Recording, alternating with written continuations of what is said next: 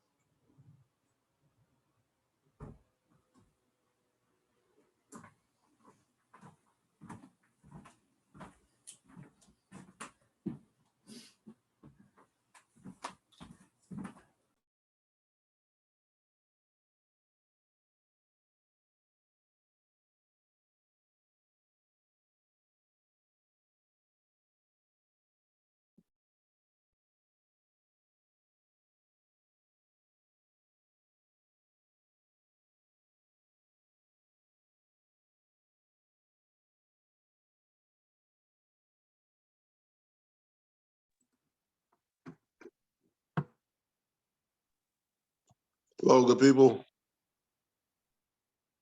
Hi, everybody. Evening. Hello. Hello, hello.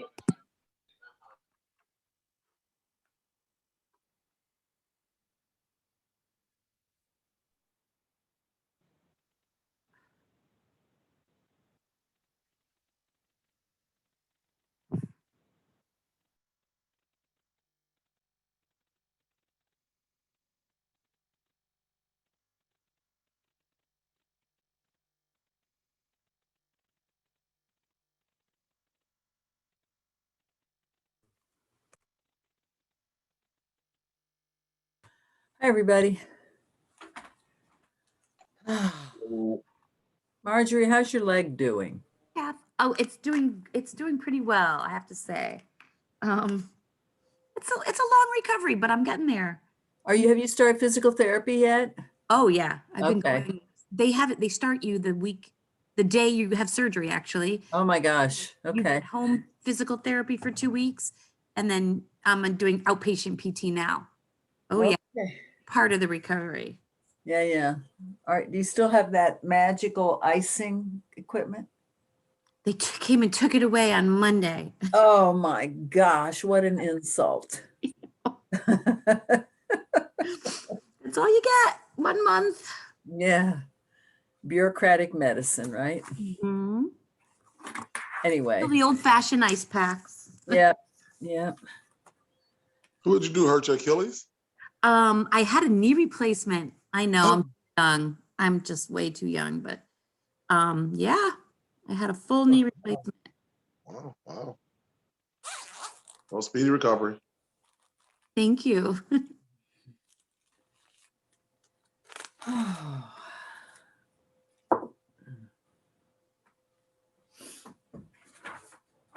Let's see. I need the big book.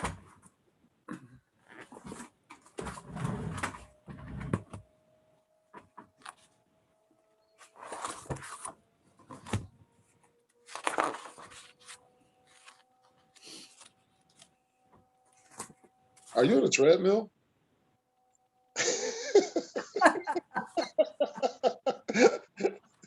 I gotta get some steps in. I gotta multitask here. Are you seriously, Val? You're on the treadmill? Uh-huh. Funny. You make me feel. I feel guilty.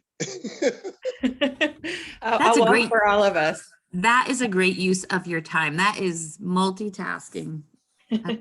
So Valerie, we want you to walk us through budget. Yes. If you see me start going like this, You're going to run us through. you'll know. I love that. Love it, yes. Is anybody able to share an email with me or point me to where I can find the February year-to-date actuals for revenue and expenses? I keep searching through my emails and I can't find it. Are you on your laptop, Kristen? I am. They're in the council drive. There's a year-to-date folder with multiple year-to-dates in it. Weren't they being posted online under financial information too? I think they're on. I know there was a few months that didn't get posted. I don't know if February was one of them. But That maybe- I don't know about.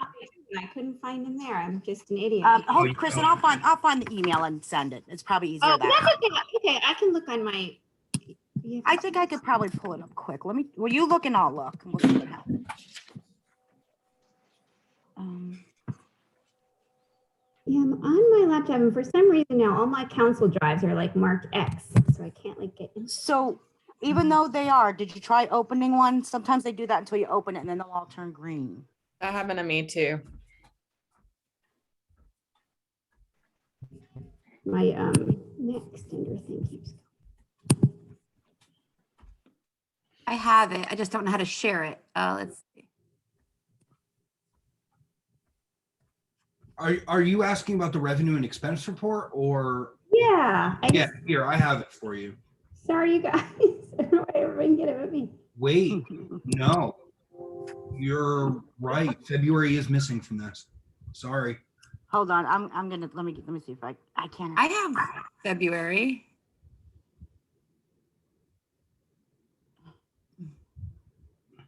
It looks like the monthly reports stop in December.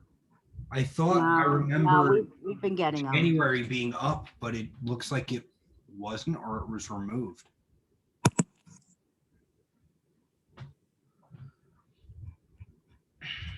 Let's see.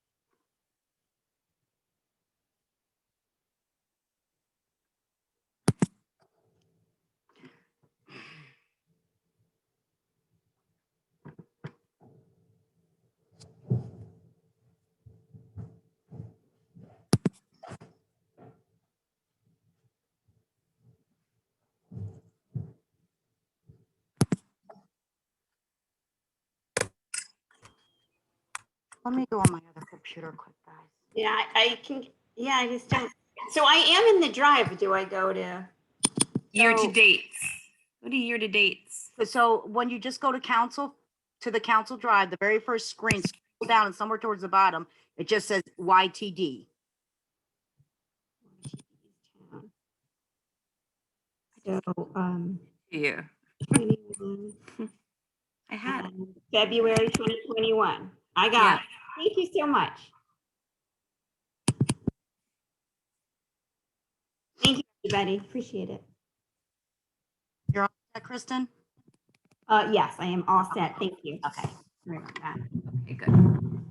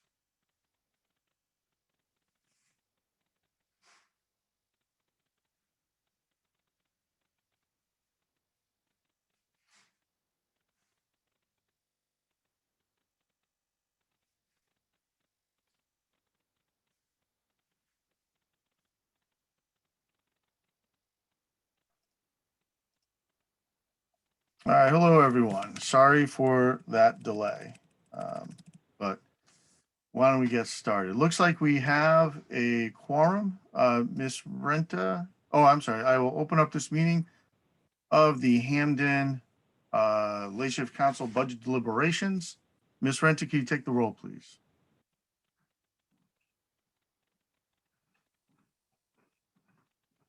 Mr. Alston? Ms. Baez? Here. Ms. Bonadies? Here. Mr. Caesar? Oh. Ms. Klaus? Ms. Dolan? Here. Mr. Farmer? Present. Horsley? Here. Ms. Gary? Here. Mr. McDowell? Here. Mr. McGarry? Here. Ms. Rowe Lewis? Here. Ms. Shoemaker? Ms. Shoemaker's here. She was talking earlier. Gonna mark her present. Mr. Weber?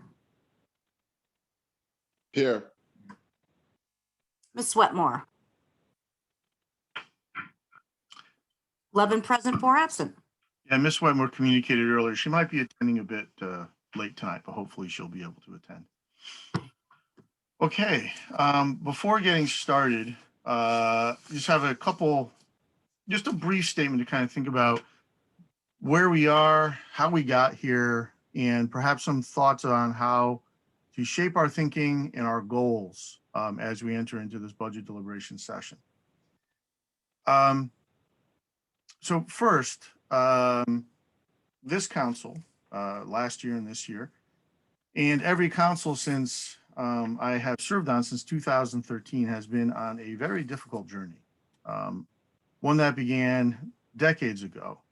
And I'd like us for some context to go back to the 90s. In 1993, the ARC payment for our pension fund was $6,503,100. It was budgeted at $4,270,000, which of course, I am an English teacher, but I can do the math on that, and that's a shortfall of $2 million and change. That continued on until 1999 for a cumulative shortfall of approximately $22.5 million. The year 2000, 2001, $0 were budgeted for our pension. 2002, $250,000, 2003, $500,000. And that continued $1 million in 2004, $3 million, 2005. This, of course, created problems, and I'm not casting aspersions upon the councils that existed then. They were surely making the best decisions they could, given the information they had. The stock market was doing very well. So, I'm not casting judgments, but it has left us in quite a difficult position. In our position, as difficult as it has been, or especially last year, was not as difficult as it was for the council circa 2008, who literally were debating about whether the town should declare bankruptcy or not. They chose not to and issued the pension obligation bonds and started funding the ARC payments at a much higher level. And, in the past 9 years or so, our contributions have increased dramatically. 2012, $3 million, 2013, $9,340,000, 2014, $12,500,000, 2015, $14,768,000, 2016, $12,100,000, 2017, $14,747,000, 2018, $12,650,000, 2019, $15,925,000, and 2020, $19,210,000. And then this year, $23,600,000, 100% of our ARC payment for the first time, I think, in Hamden history. That is something to be celebrated, but it is also important for us to remember these increased payments led to a lot of stress upon our budget, upon our mill rate, and upon councils trying to deal with it. Now, I say all that because last year, just to add some context, we know that last year we had an extraordinarily difficult budget process, and we embraced sort of an austerity mindset when going into the budget, looking to make cuts wherever we could. Because as we know, with our previous, 2008, the Great Recession hit and did terrible damage to our pension that was already underfunded. And we didn't know what we were looking at last year, but we knew that we were facing a deficit and that we had uncertain future ahead of us. We still can't know the future, but I am trying to use the term cautiously optimistic. I believe that we have some reasons to deal with this budget in a way that I'm trying to call being pragmatic and problem solving. We did an austerity budget last year because we felt it necessary. This year, I think we have to be pragmatic. I would like to set some goals for us. Let's ensure that this budget, there is no structural deficit, and let's avoid any future possible deficits. This means we have to closely monitor our expenses and we must verify our revenues. I'd also like us to be problem solving. We are all aware that we have problems with staffing and compensation levels in our departments. We have issues that are adversely affecting our town's ability to generate income, and that just makes the problems even worse. I think we need to develop a clear vision of what community policing means in our town. We have to clarify how community policing will interact with community services, and how do we address equity issues in our town, and how do we budget for these in this budget. These are all initiatives I think are important, that I think we must embrace. Let's make sure that we push this budget forward, no deficits, make sure that our compensation and our staffing issues are solved, and make sure that we have a clear vision for what is our goal and what the administration's goals for community policing, community services, and equity issues in our town. I think these are all things we can do and we can achieve, because there are some positives. We had a lot of grand list growth. Our pilot funding is increasing from the state. Our medical lines are trending better. The pension, although is still going to grow, we are now at 100%. Actually, I think technically we're at 101%, but we have reached the 100% mark, and we're not going to have that kind of growth again. You can't get to 100% twice, I guess. And for any of those who know, who've been in my room when I'm teaching, will be well aware that I teach Viktor Frankl's Man's Search for Meaning. I think it's an incredible text and can give us a lot of guidance when we're trying to get through difficult times. I always tell my students, the secret to life is literally on page 133 of that text, but don't skip ahead. You have to read the whole thing.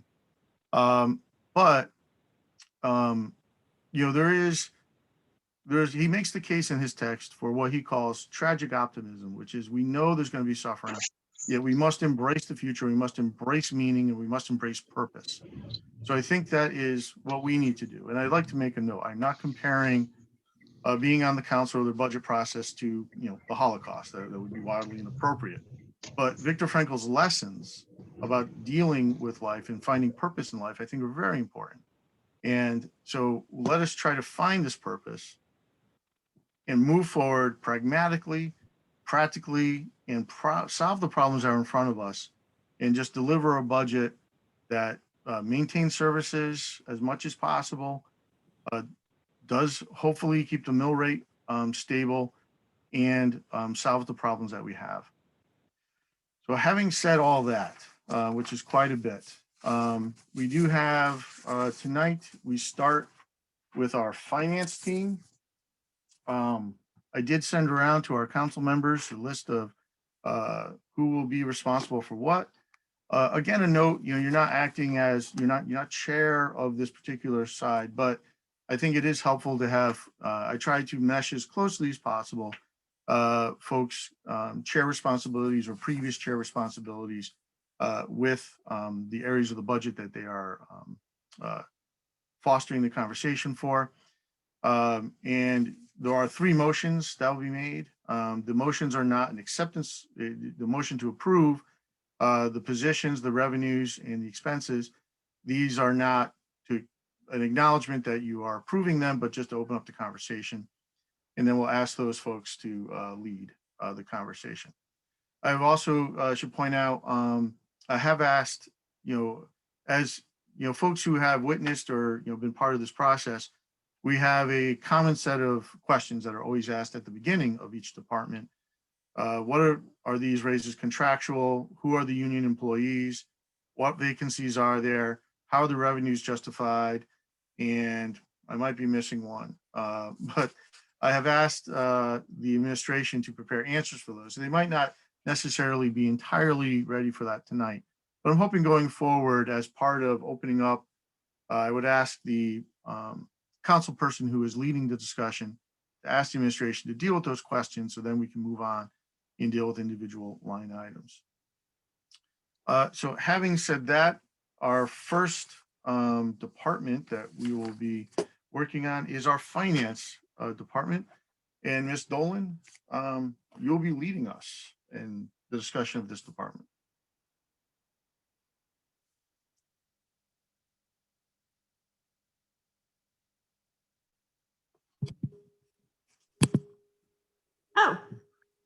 Oh, Ms. Dolan, right there you are.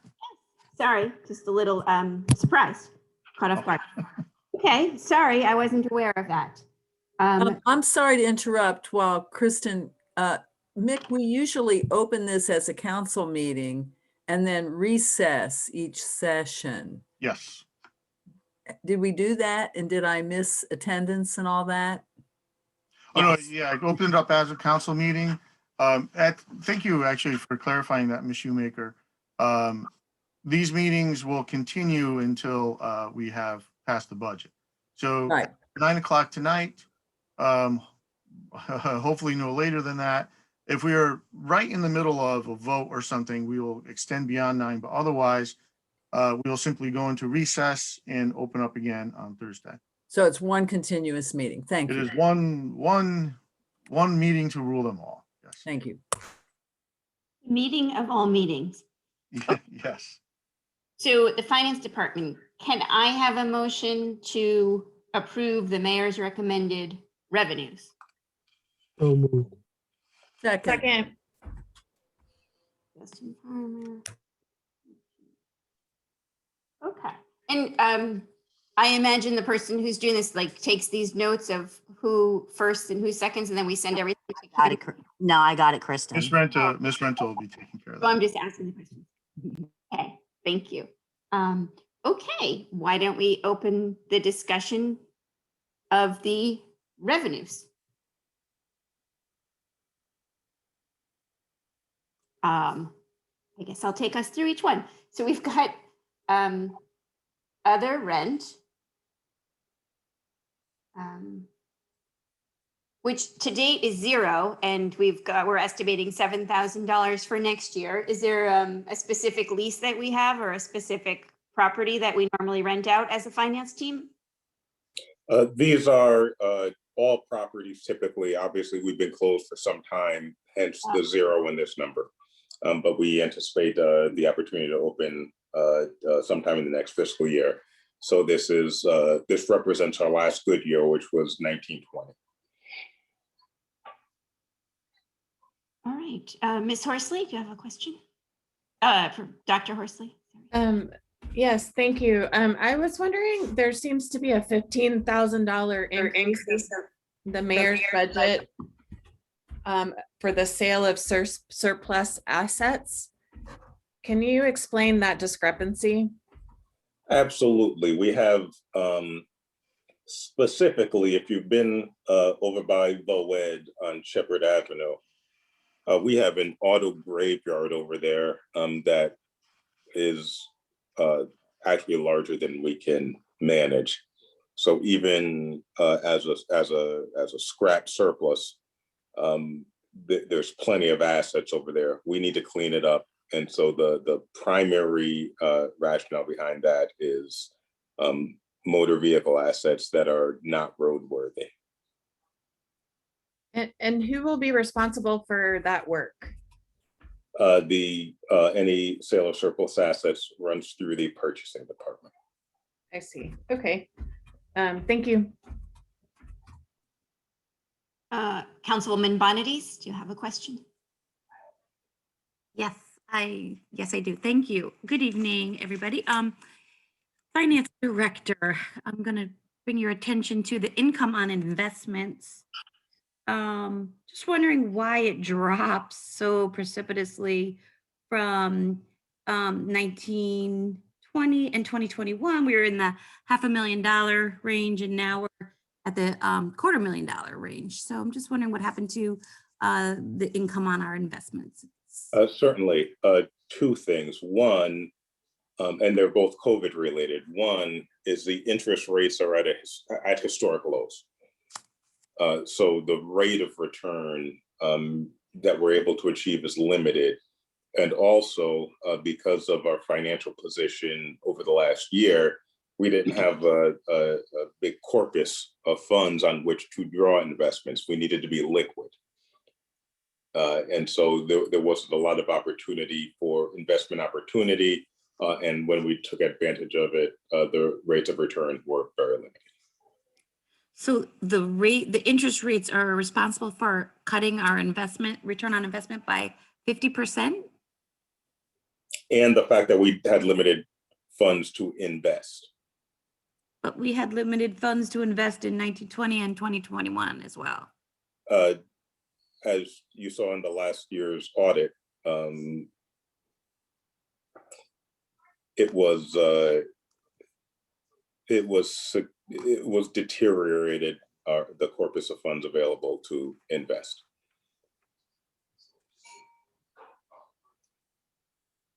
All right. I'm looking at 1819. It was 688,000. It's just a huge drop. So it's concerning.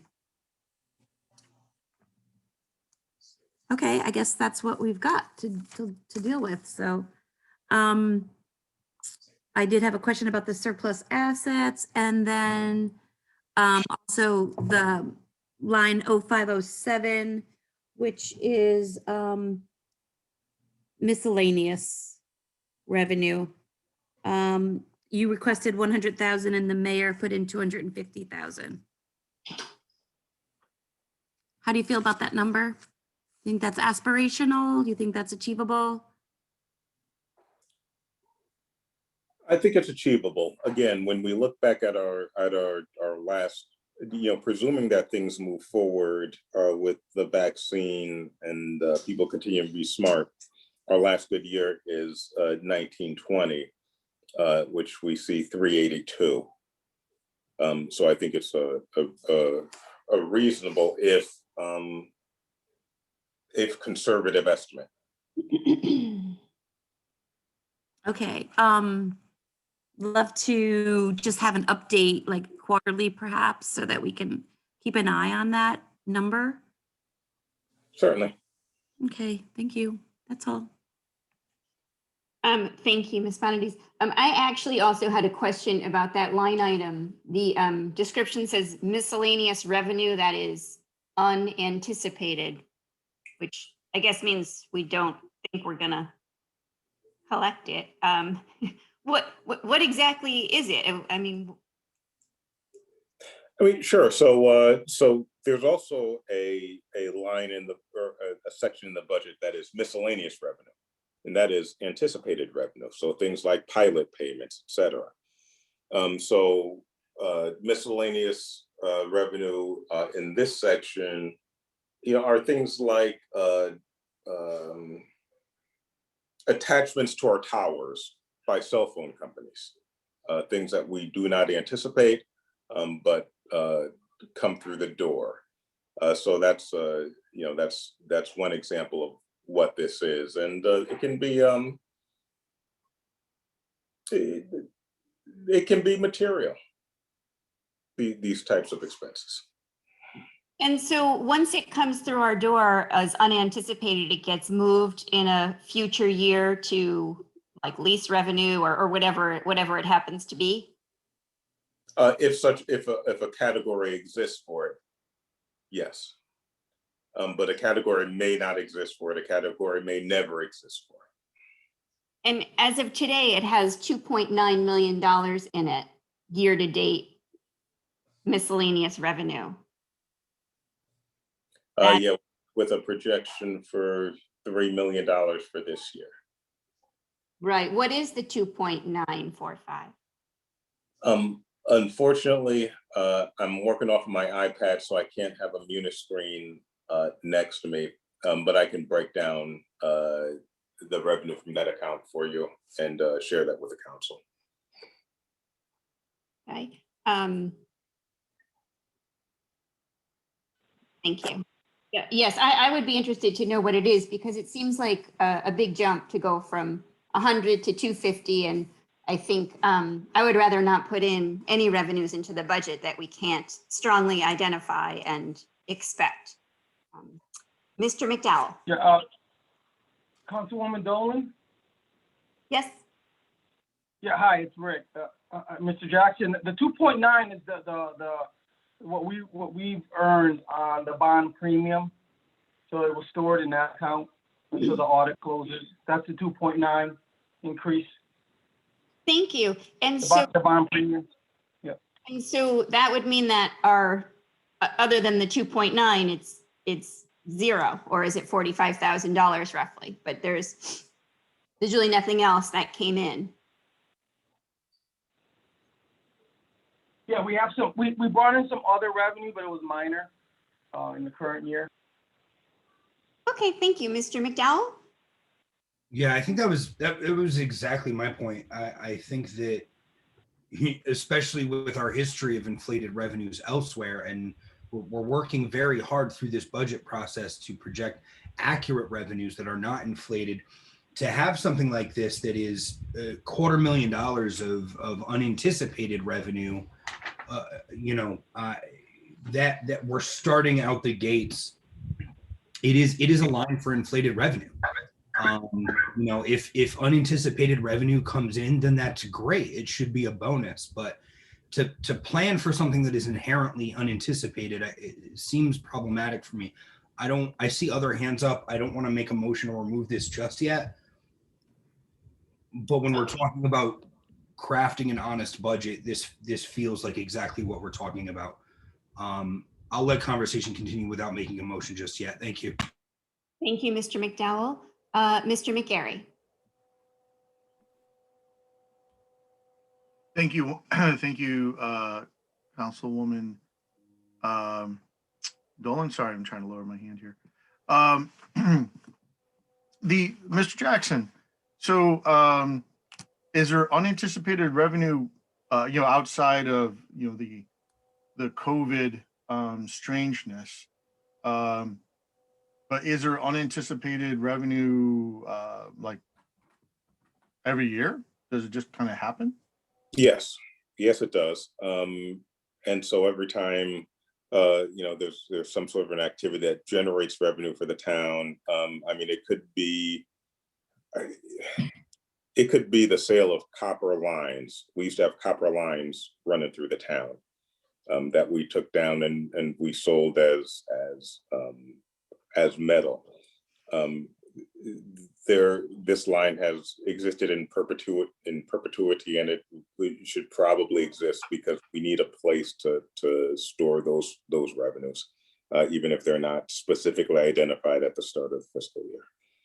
That was the second part of my question. Do we need a place for it to go besides the general fund?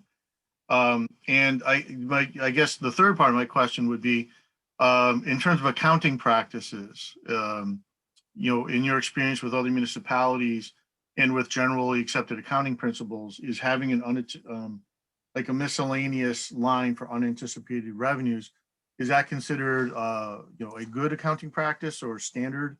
And do other municipalities engage in this sort of line? It is not only standard, it is necessary. You need to have a place to record the revenues. Thank you. Ms. Shoemaker? Thank you.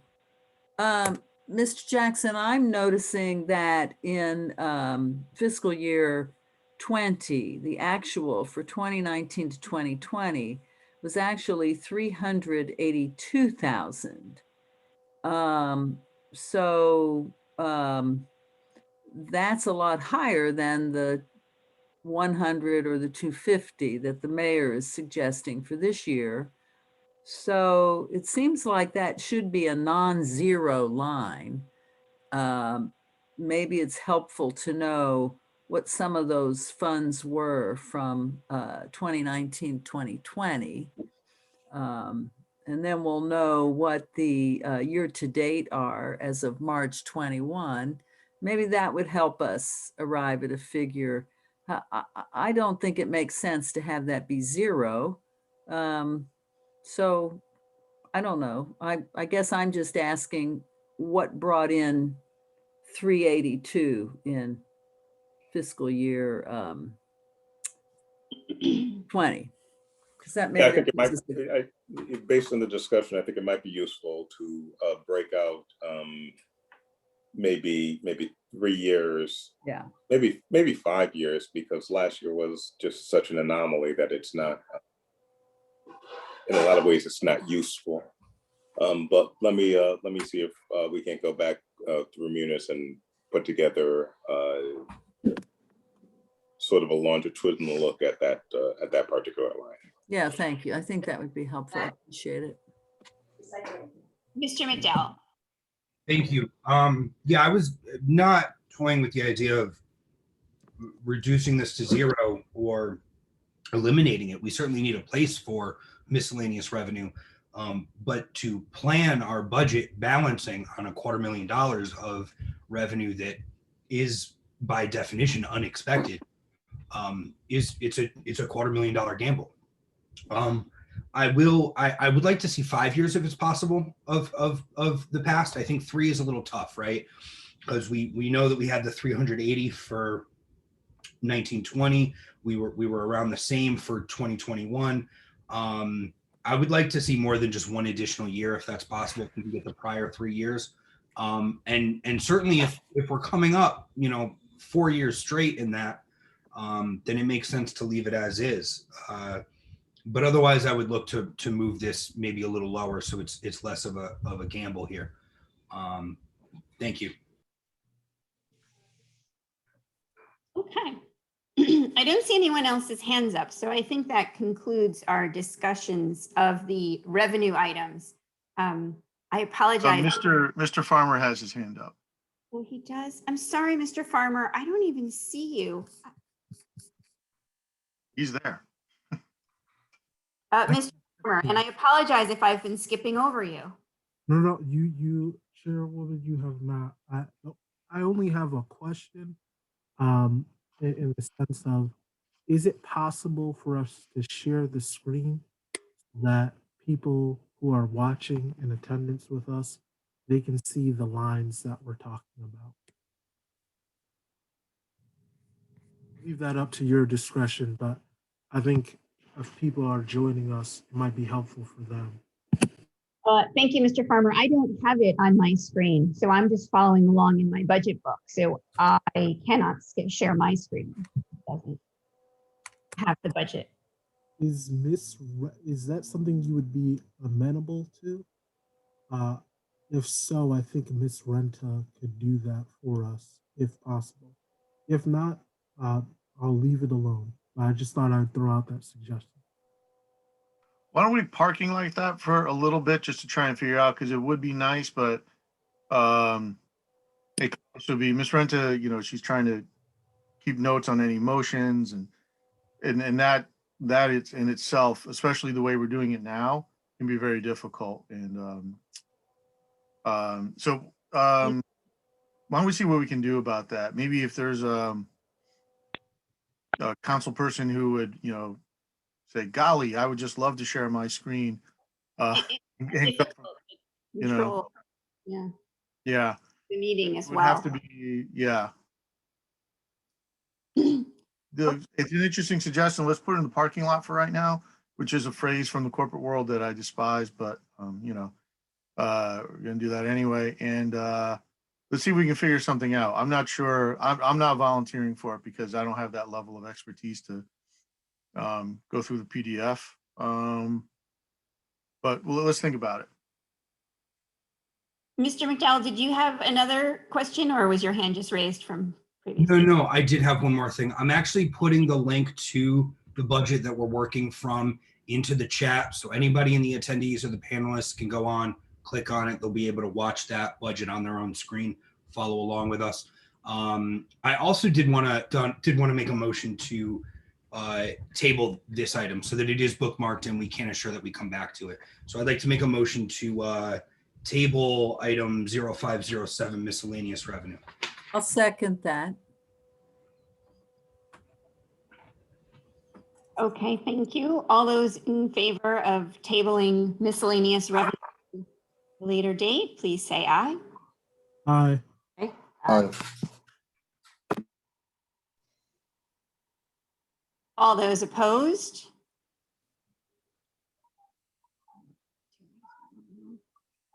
Any abstentions?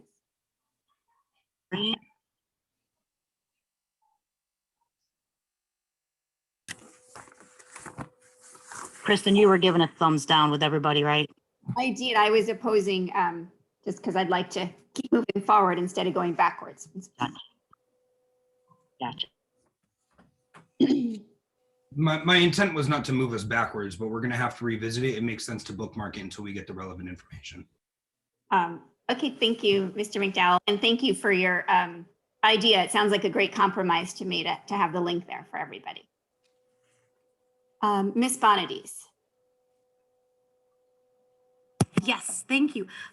We did receive last year, we received a 3-year look back on actuals.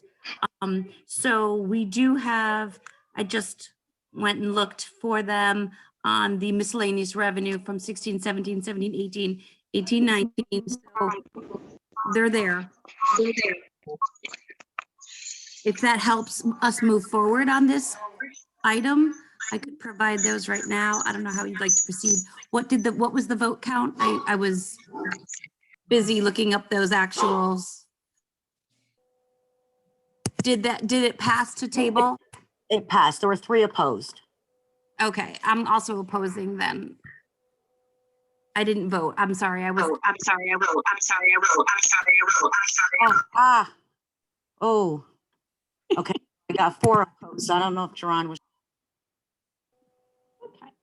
So Clarification. passed, so we're going to table and we'll move on.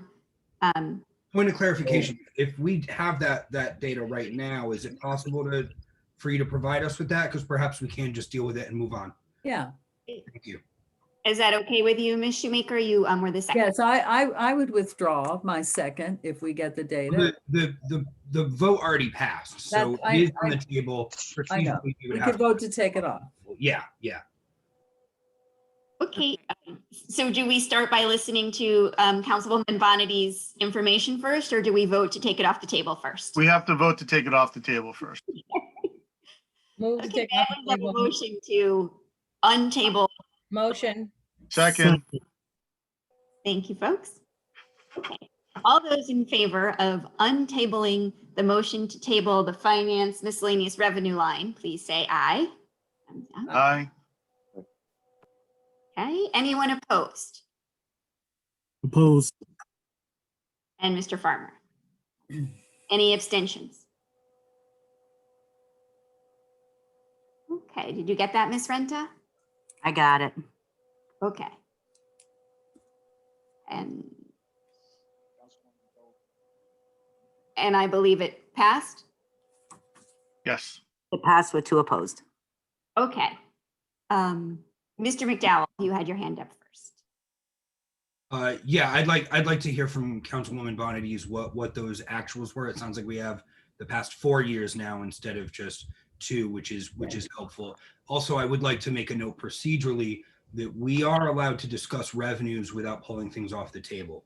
So I would have liked procedurally to discuss the matter before making the motion to table, because I wasn't ready to take it off the table unless we had, but obviously that passed, so it is off the table. But for future, we can talk about revenues or expenditures while leaving an item on the table to see if we're ready to take it off the table and have the For information. how long? That might be important later on when we're not sure if we have the full information yet. Thank you. Sure. Thank you, Mr. McDowell. I appreciate the correction. Okay, so let's hear from Ms. Bonadies, and then I know Mr. Alston has his hand raised. Okay, so for miscellaneous revenue, and that is line 0507, 1617, there was 4.9 million, 1718, 2.8, 1819, 417,000, 1920, we budgeted 650. I believe we only achieved 350. And then this year's, we have 2.9. So it looks like it's fairly healthy average. What So- was the fiscal year 19 number, Marjorie? You read those kind of fast. I'm sorry. 1819 was 417,000. Okay. 1920, We have in front of us 382. okay. 382. Yeah. 1,000. Yeah. Yes. Okay. Thank you. You're welcome. Thank you, Councilwoman Bonadies. Mr. Alston.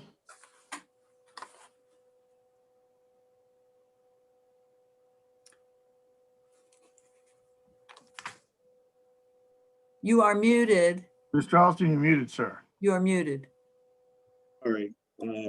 Council President, would you promote me from the audience so I can drop off from my cell phone, please? Oh, I thought you were. I'm on a cell phone. I'm on my laptop now. Oh, okay.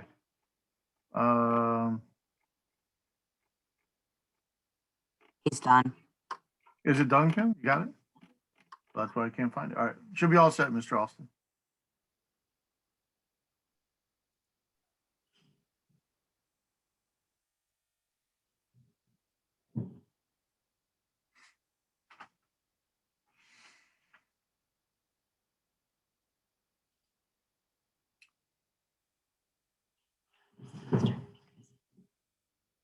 So further discussions on the revenue lines, Ms. Dolan?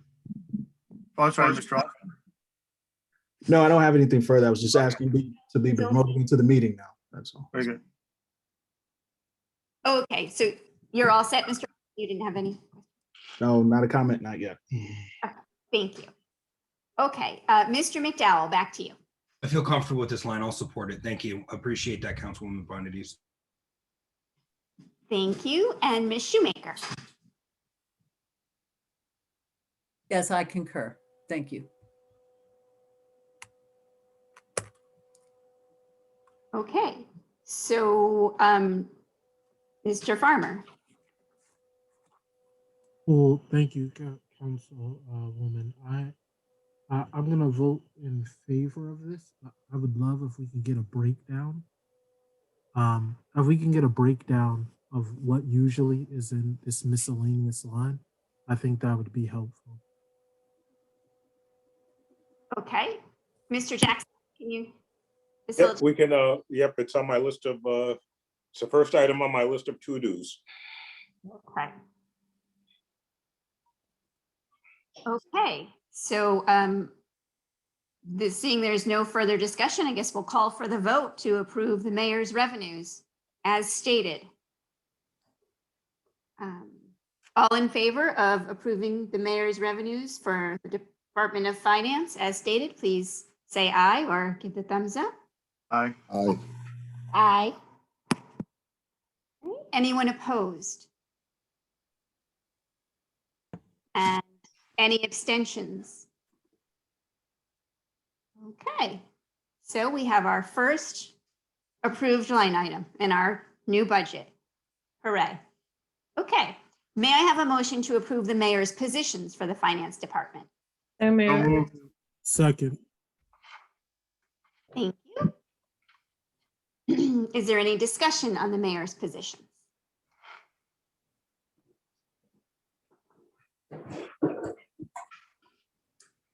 Mr. McGarry.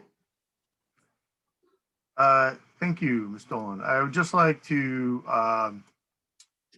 say I support the inclusion of the two account clerk positions. I believe that Mr. Jackson has explained to us the need for these positions during our department head hearings. I also think that, again, let's be practical and solve problems. We have had notice in the audit that we need to have more personnel in our finance office and fix that issue. So I will be supporting those 2 additional positions. I think it's important. And I think that we don't want to get dinged in the audit on those positions. So I'll be supporting them. Thank you. Dr. Horsley. Hi, thank you, Ms. Dolan. So I just have a couple of questions about a couple of lines. So one is the insurance management for risk management line. The mayor's budget is half of the department recommended. I'm just wondering. Are you looking at the salary, at the positions, or at the? Oh, we're not doing the actual, okay, never mind.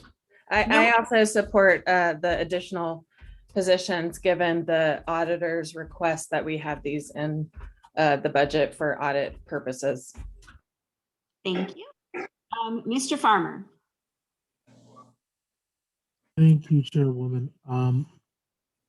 Director Jackson, I had a couple of questions. So I know I asked before, was this going to the payroll clerk in the past?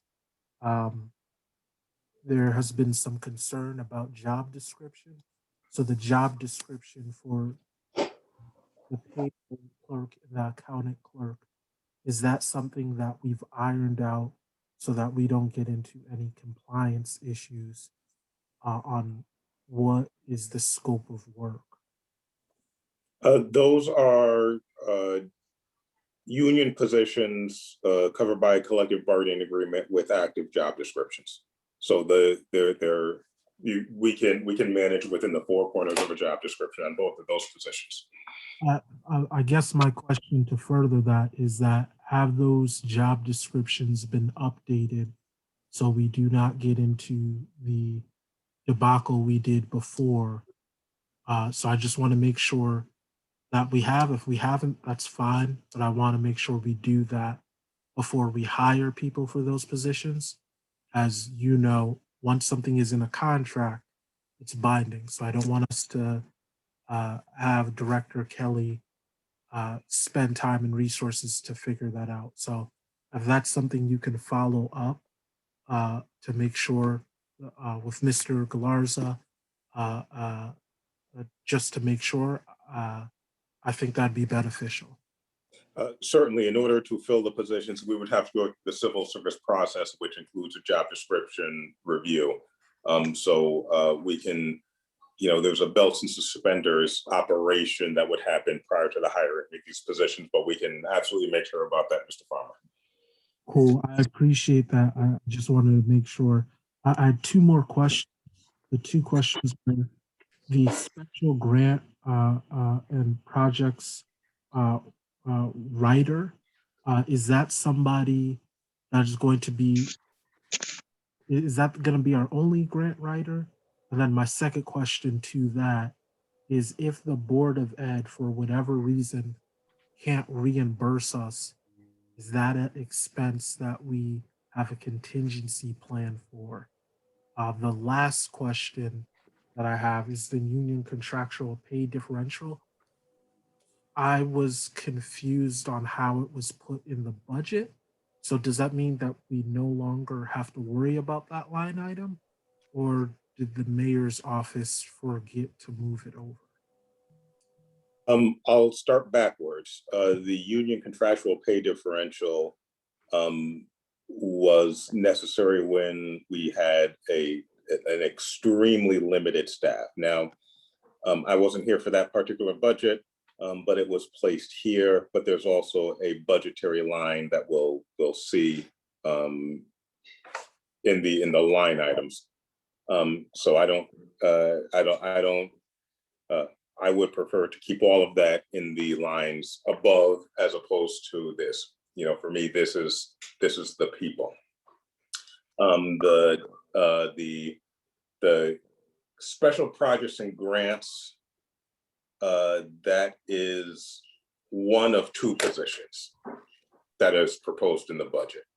The other one focuses on Keith and sort of community and social services. This one is more of a support system for the government center. So the large projects, capital projects, large FEMA grants. That's what this one is for. Go ahead, sir. Also, I apologize. Just to clarify, would this position deal with town buildings outside of human services concerns?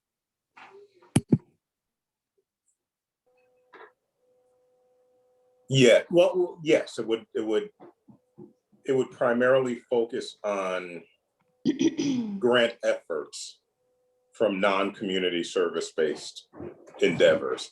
So, there are, multi-million-dollar transportation projects, things like that.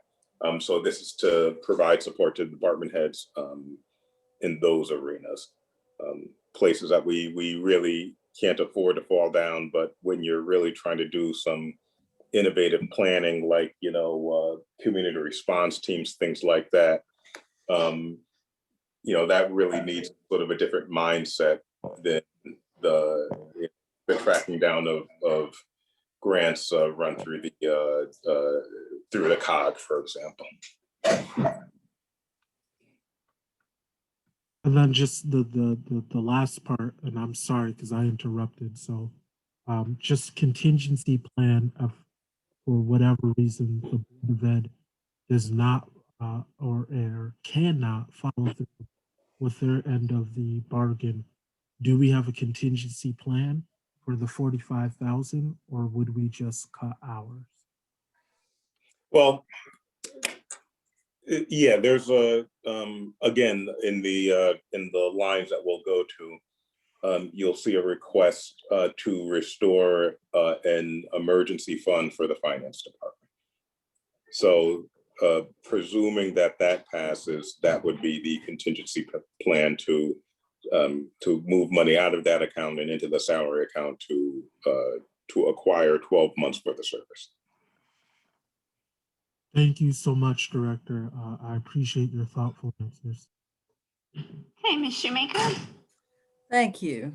Yeah, Mr. Jackson, I just have a few questions. The special projects and grants position, is that a contract employee or is that going to be a regular town employee?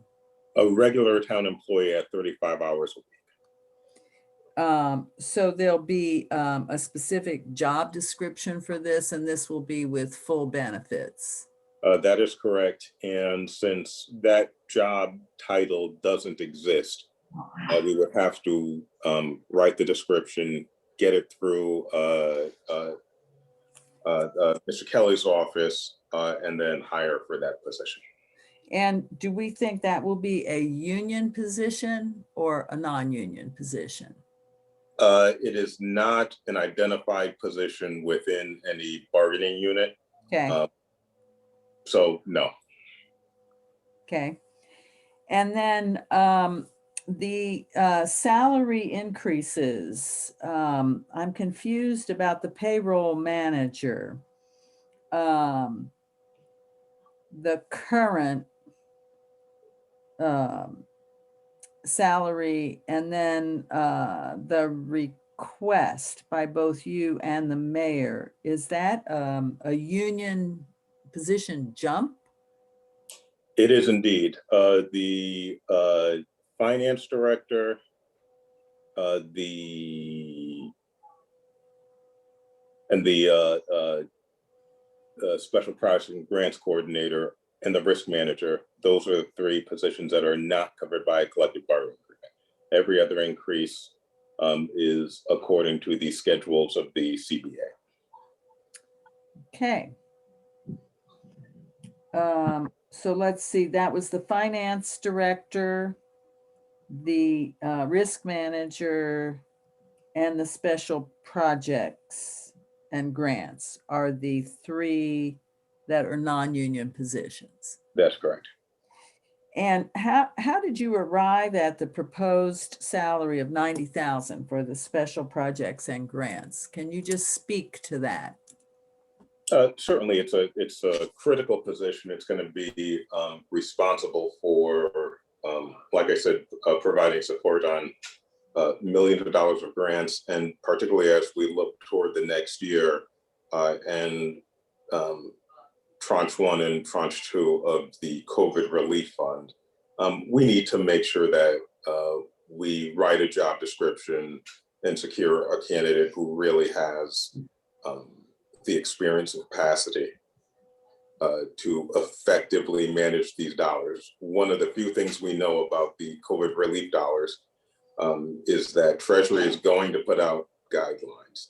And if we fail to meet with those guidelines, they will come and take the money back. And that is something that we cannot contemplate. So we wanted to arrange this in such a way where we could get a candidate with some real experience and Yeah. To say it plainly, some real chops in dealing with federal grants, because we are absolutely going to need that, specifically over the next 24 months as we deal with the COVID dollars that come in. And I hope they'll have some bandwidth for some state grants on various projects as well. Thank you. So I'm satisfied that you've thought through that this is not just about writing grants, but it's about managing grants so that they're properly reported on. Okay. Thank you very much. Mr. McDowell. Thank you. Certainly an important position that we're discussing right now. Can you confirm for me, right? I mean, just thinking about the day-to-day of this position, right? Overseeing special projects, but even just on grants, right? We're talking FEMA, we're talking coronavirus, right? We're talking, a lot of building grants, like all the school projects, right? We see that there's $45,000 coming in from the Board of Ed for this position, because this position will be overseeing the Board of Education construction projects. That is a lot to deal with in 35 hours a week. The intent of this position is not to seek out, apply for, and attain other grants from the state or federal government or other organizations. Is that fair? That role will not be satisfied by this position? Yeah, I think that's a fair statement. That's not to say it's exclusive of right, that. Of course. But certainly, if someone were to land here on July 1st in that position, they would have plenty on their desk in terms of management. Right. Before they had the sort of capacity to start to really kind of seek things out, which is why we have two positions within the budget.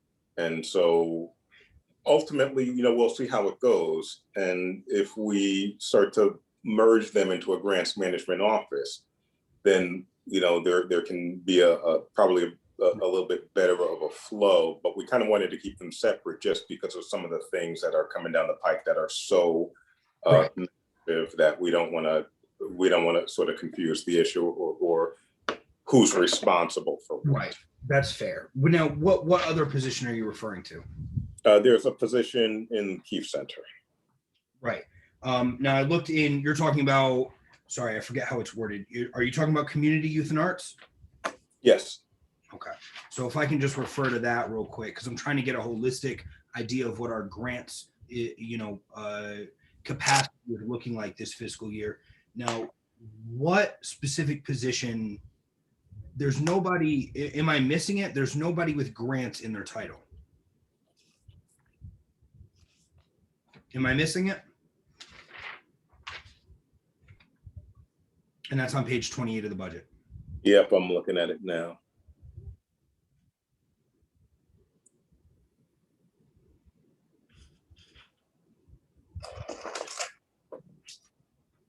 It is certainly the intention, and I know that somewhere in the book, such a position exists, and it is designated for Keefe. Let me. Yeah, Mr. Jackson. Yes. Mr. Jackson, it's Rick. In community, youth, and arts, under organization 12001, object 0511, we have the grants consultant. and the mayor has that position budgeted for $60,000 to help secure grants from outside agencies, whether it be federal, state, or local. Thank you, Mr. Galarza. But we're talking It's about 26. right, but we're talking about. I mean, for that's not a position. That's not a grant writer for the town of Hamden.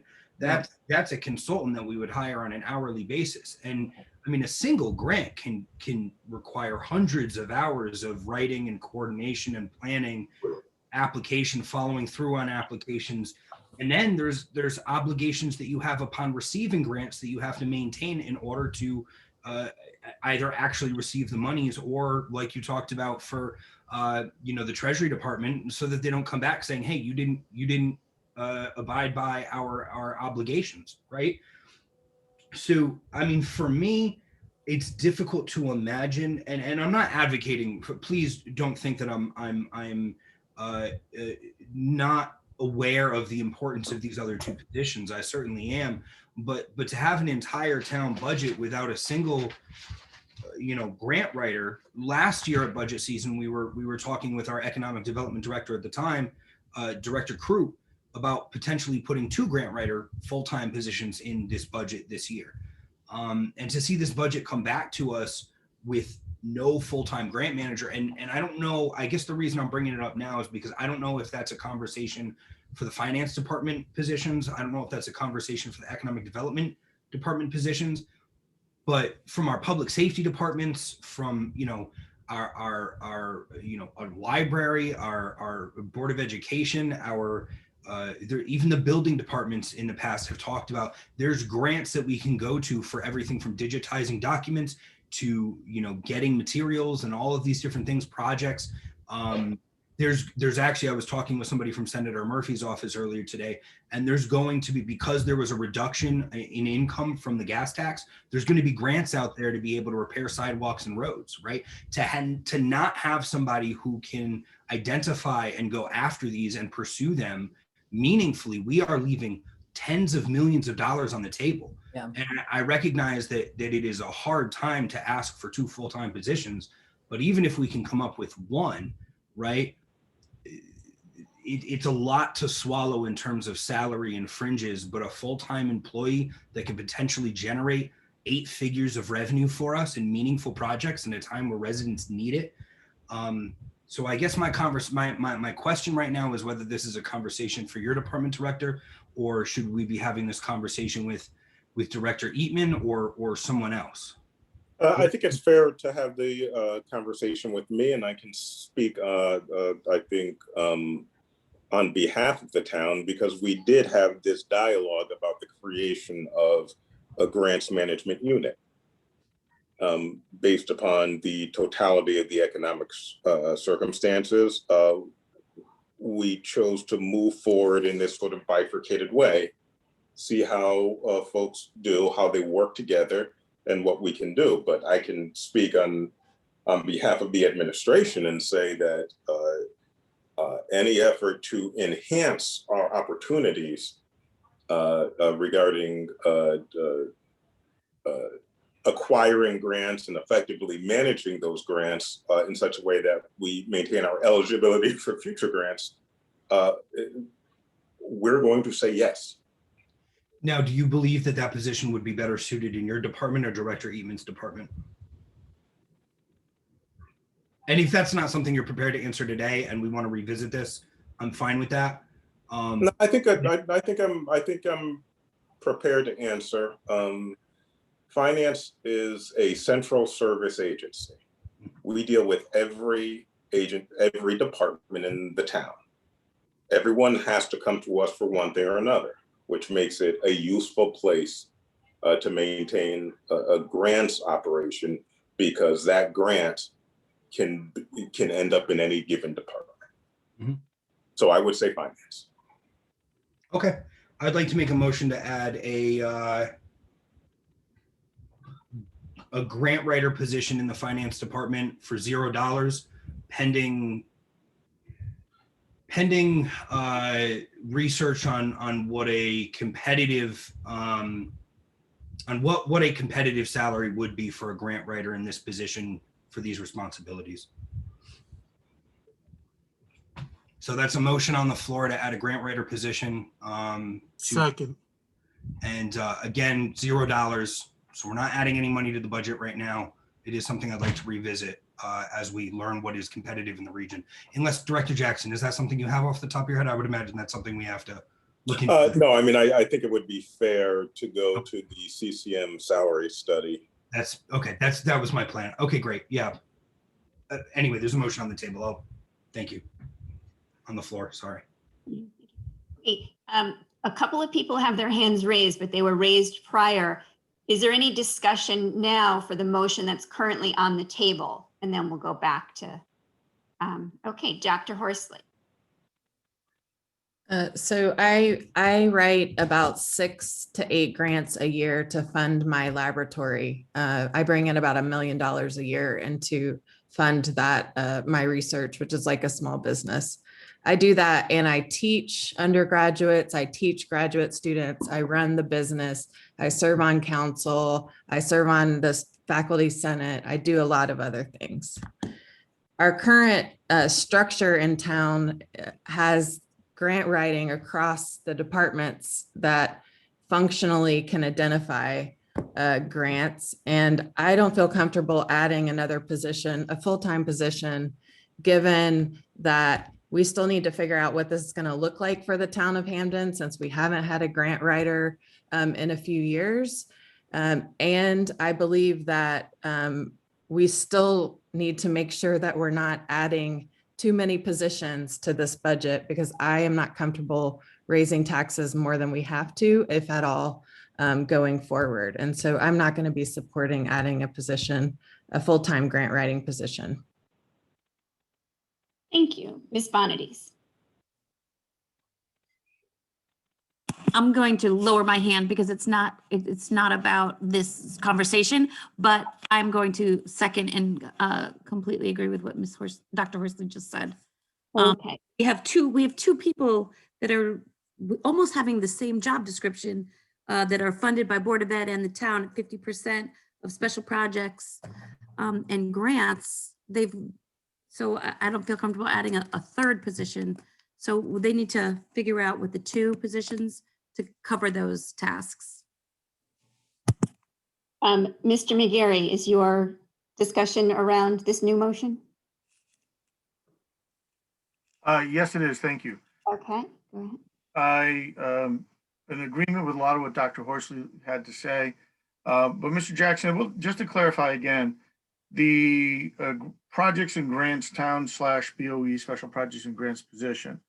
And I know this is, we kind of have to learn as we go, but what percentage of that position would be about acquiring grants and how much would be not acquiring grants, I guess?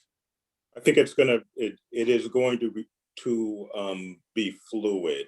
When it starts out, that person is going to need to focus intensely on the ARP grant and some existing grants that we have running through our engineering department. Once we are on stable footing on those, then it can shift to a little bit more grant research and acquisition. Thank you. Second question would be about availability of freelance, I guess, or contractual grant writers. Are they out there? Are they available? There is an industry of professional grant writers who can be contracted. Okay. Thanks. With that information, I'm sure not going to support. I do think it's important. Grant writers can pay for themselves many times over with just one grant. But we do have 2 people, or maybe 1.5 people doing it. And so I'm comfortable with that. Thank you. Councilwoman Shoemaker. Thank you. Mr. Jackson, I thought I had heard that the Board of Education has a grant writer on staff as well. Is that no longer true, or do you not know the answer to that? I do not know the answer. The role of this person as it pertains, or this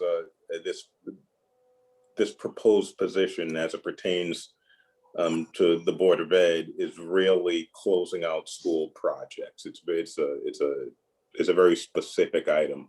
And as you, okay. you know, as you know, it can take years to close out a school construction.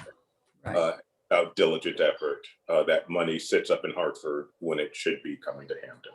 Right. Okay. And then I know that engineering brings in literally tens of millions of dollars for grants. And is it the vision that this person would be assisting with those grant applications? With the applications and with the grant management. And with the grant management. Yeah, the town engineer would continue to run lead, but this person would, for example, attend the SCROG meetings so that they're aware of what's coming out and can work to calendar whatever is necessary on these tens of millions of dollars of transportation related grants. So then the one example that I'm aware of out of economic development, we're doing a lot of work on electric vehicle readiness in Hamden, which is an economic development project. And we know that there will be VW settlement grant funds coming online. So this person would not have to go search those out, but economic development would bring that opportunity to this person. Do you see that as falling within the purview of this job as you have visualized it when something like that comes along? 95% of the time, depending on what other capacities we have with the grant consultant, if it falls more within the boundaries of their position, it may work out better. For example, if we are going to go after something related to asthma in Southern Hamden, and we want to fold this into such a program, it may be more appropriate with someone else. But 95% of the time, yes, I agree that specific program would come under this special projects and grants coordinator. Great, thank you very much. I too then am going to oppose adding another grant writer, even though it's not funded, because I think between this one and the contract grant writer at the Keefe Center, that we should be well served. And I presume you will keep us apprised if should a need arise. And we're raking in so much money that we absolutely have to have more grant writing capacity. So thank you. Mr. McDowell, did you have further discussion on this matter? I did. I appreciate Councilwoman Shoemaker's point, right? That even economic development is going to have various projects coming down the pipeline. It is not clear in the job description of the contractual grant writer that they will be focusing on new grants. It is also, as Director Jackson confirmed, it is not under the purview of the projects and grants coordinator to go after new grants either. And in looking at the $60,000 under the contractual grant writer, we're going to get maybe 25 to 30 weeks of work on that if the individual, is reasonably priced, right? Which an hourly grant writer is often very expensive. Certainly much more expensive than would be to hire that individual full-time 35 hours a week. For marginally more, we could be getting a full-time individual that all departments could go to when they have grant opportunities. Recently spoke with the fire chief about grants. Perhaps it wasn't so recent, but it was, I think early on in this fiscal year, I spoke about grant writing opportunities, and they have lots of grants that they'd like to go after, but they have to utilize their own resources and their own people to be able to go after those grants. And so we miss out on a lot of grants. And again, that's just in one department, right? Engineering certainly leaves a lot. They go after a lot of grants, but they leave a lot of grants on the table.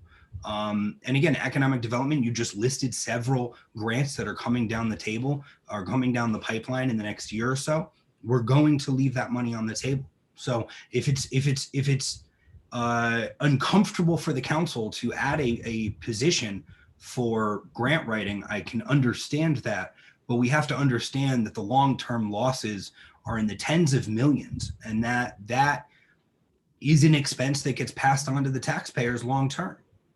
So I'll allow the conversation to move forward, but we just had a whole conversation about how we're in a position with the pensions because we have prior councils who didn't think about what the long-term changes were going to be in terms of returns on our investments. And that's a conversation we need to be able to have here, is what the return of investments are going to be on the investments that we make now into the community. I appreciate the opportunity to have this discussion. Look forward to having many more. Thanks. Thank you. I believe it was Dr. Horsley next and then Mr. Farmer after that. So go ahead, Dr. Horsley. I'm all set. I left my hand up, sorry.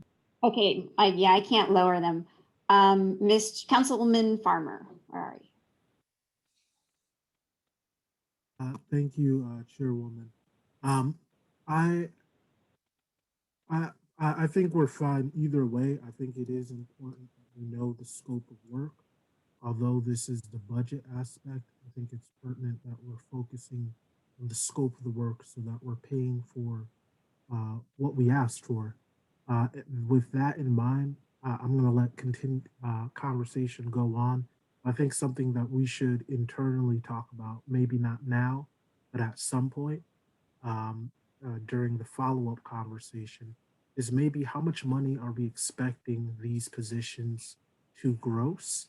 And what is our determinants on whether, what are we looking for in terms of a person and what quotas are we expecting them to meet? I think that would be pertinent when we have these conversations because it would let us know if we're getting the most bang for our buck. So again, I don't think it needs to happen now, but just something to flag through you, Council President and Chairperson. Thank you, Mr. Farmer. Mr. Alston.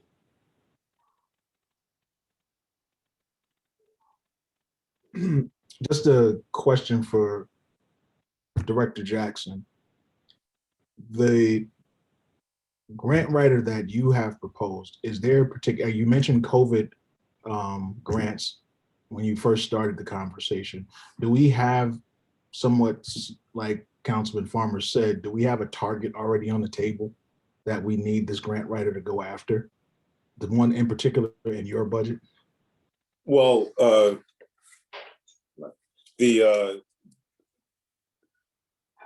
the space where I see risk as it relates to COVID funding right now is disjointed management of those dollars and a failure to appropriately capture previous expenses that are eligible. So I'm going to need someone who can come in and work with everybody who continued to work over the pandemic period and go through the payroll, go through the overtime, go through the replacement costs when folks were out for COVID, and come up with a plan that meets the Treasury's definitions. So I don't have a goal right now, but what we really need, in my humble opinion, what we really need to do is set ourselves up for success in managing the first two tranches, which is going to be 8 figures of federal dollars that they're going to be watching very closely. So at this point, I don't have a target for new dollars. I have a need for management of the dollars that I know are going to walk through the door. Mm-hmm. And that leads me to say, when we were thinking about, could the people who we have be shared across the board? That explanation tells me your person will not be shared. This person could be fully dedicated to what we see on the table because there's a lot on the table for them already. Right? Yeah, I wouldn't go to the extreme on that. I think that it is important that they spend a significant proportion of their time on this, but that doesn't that doesn't necessarily take them off the table. And I'm going to have to work with the department heads when they have need and necessity to kind of be the gatekeeper of what they can do, and how much they should do on their own within their department, and when they should inform and, if necessary, hand over work to the special projects and grants coordinator. So it's really, I still see it as less than a person. If you're going to split the time with the person, you're going to give, I would say, the bulk of it you're going to keep for management, where that person would probably spend 30%, maybe 20%, if at all, to looking for new opportunities. So the person in the O'Keefe Center is really going to be the only one dedicated to this.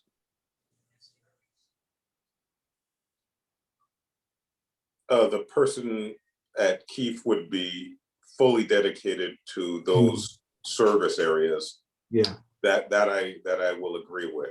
But between the town side and, you know, the board also gets its own allocation on the COVID side. You know, our person may end up being this grant, you know, special projects and grants coordinator may end up being the town's leading expert on the management of those funds. And so that would also be part of their it could be part of their portfolio. But no, I don't see them as being I mean, if the answer is, can they spend 50% of their time, 60% of their time seeking new grants?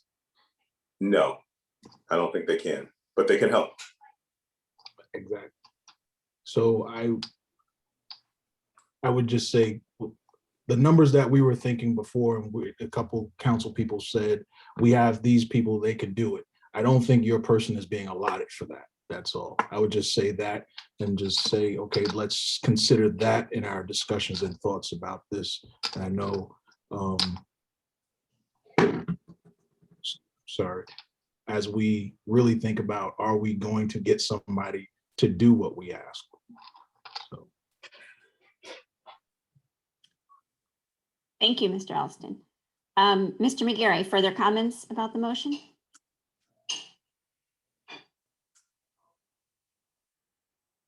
Thank you. No, I just wanted to reiterate, we're adding Mr. Jackson, we're adding a grant writer at the Keefe Center and another person in finance who will also work with grants. That's correct. Okay. Okay. It was a long talk. I just wanted to double check. So seeing there's no further discussion, or no one else has their hand raised, so why don't we bring this motion to a vote? Making sure, right? There's nobody else who has their hand raised here. Okay, so all those in favor of adding a position for a grant writer with $0 to the budget. Sorry, Ms. Shoemaker, did you want to add something before I? Okay. All those in favor of adding a grant writer to the finance department budget, please say aye or give the thumbs up. Aye. Aye. Aye. Or Ms. Renta. Got him. Okay. All those opposed? No. Aye. Nay. Okay, and any abstentions?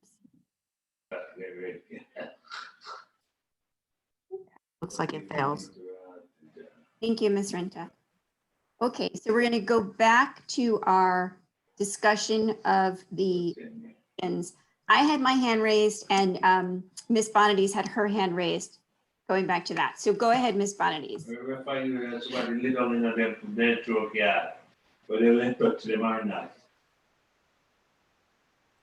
We just have to mute yourself when you need to. Thank you, Ms. Dolan. My question was in regards to the two vacant positions, the account clerk and the payroll clerk. So if we filled both of those positions, there'd be two account clerks. Is that absolutely necessary to have two account clerks? It is. For the purposes of the criticisms in the audit, it is. So one working on accounts receivable, one working on accounts payable. And if we get into the 21st century and we do our payroll, we're not doing payroll manually. Is that still necessary? The payroll clerk, we have a lot of unique items, specifically in our guardian services. So necessary, we're sort of keeping it together. We're spitting band-aids right now. But that's not really a good way to run a $500 million corporation. I completely understand that. Right now we have 3 positions to this department. It was, I was prepared to add 2. I was not prepared to add 3. So I'm just looking to, what's absolutely necessary. I want to solve the problems that the audit identified in terms of, staffing in this department, but I don't want to add any more than we absolutely have to and get the job done and be efficient. So these 3 positions you're telling me are mission critical, correct? I would say that they are, yes, ma'am. Okay, thank you.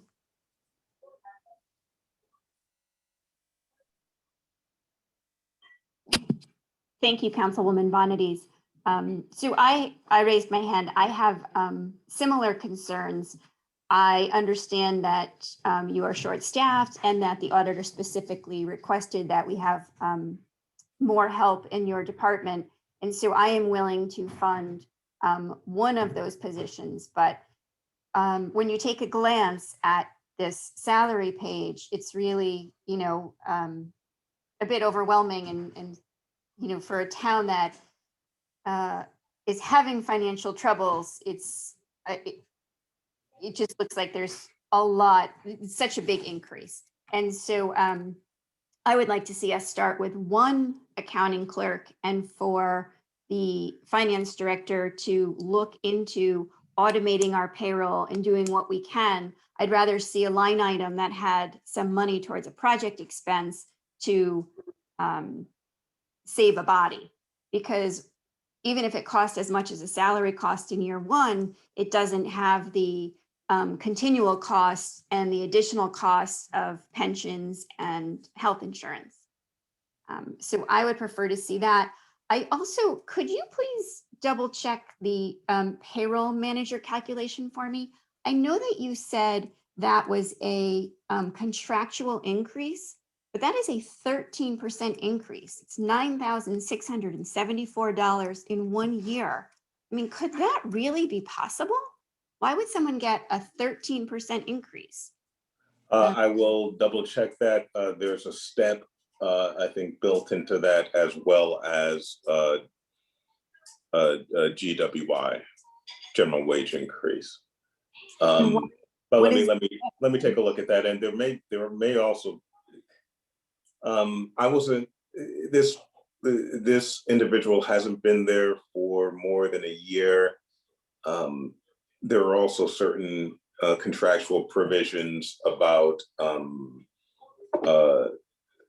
if you move within the bargaining unit, you get a minimum 5%. So this may be capturing some of that, but I'll run the numbers and give you the detail on it.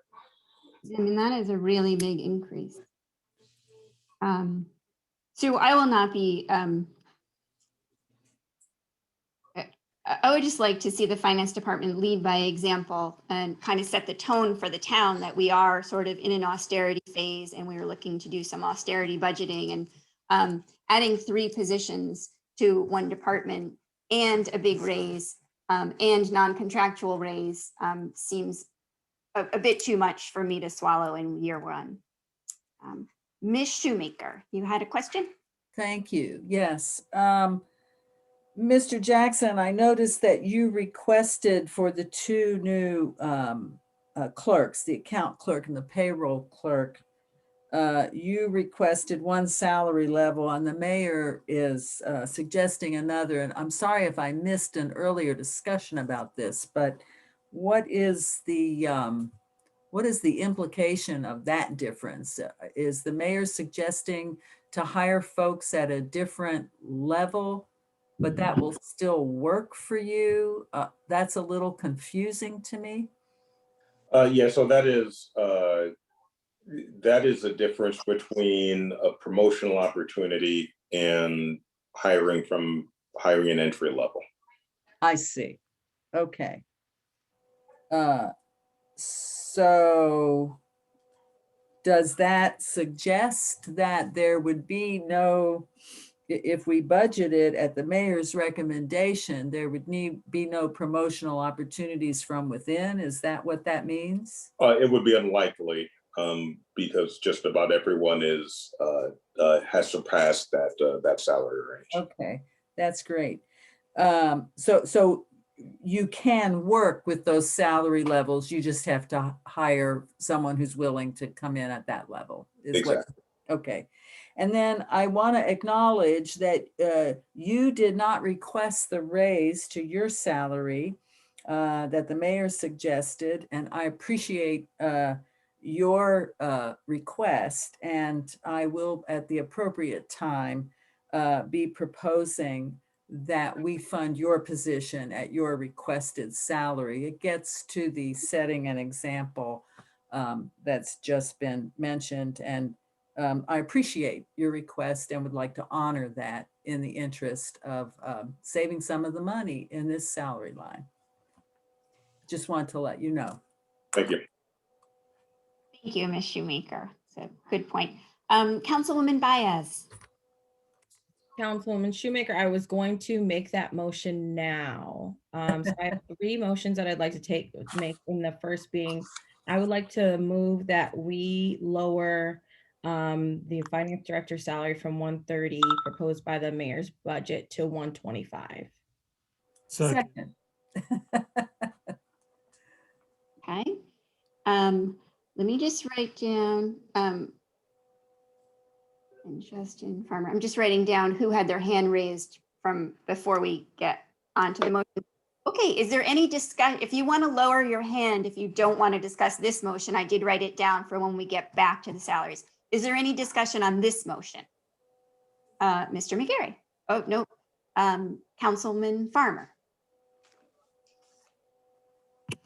Thank you, Chairwoman. I guess my question to y'all, my colleagues, I'm in all favor of cutting the cost for this position. I guess my question is, seeing that we are speaking to positions and not individuals, we don't know what individual is going to be in this position or how long.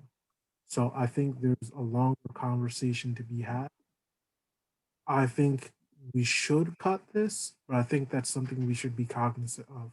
We've talked about in the past about attracting talent through monetary. I personally believe that we can attract the talent that we need without raising the amount of money we pay for such talent.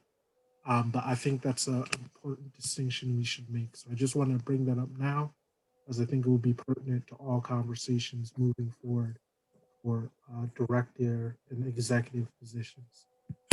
Thank you, Councilman Farmer. President McGarry? I think he was Dolan. Speaking to Councilman Farmer was just speaking of, I do think we are going to have to be careful with how we deal with our non-union managerial compensation packages.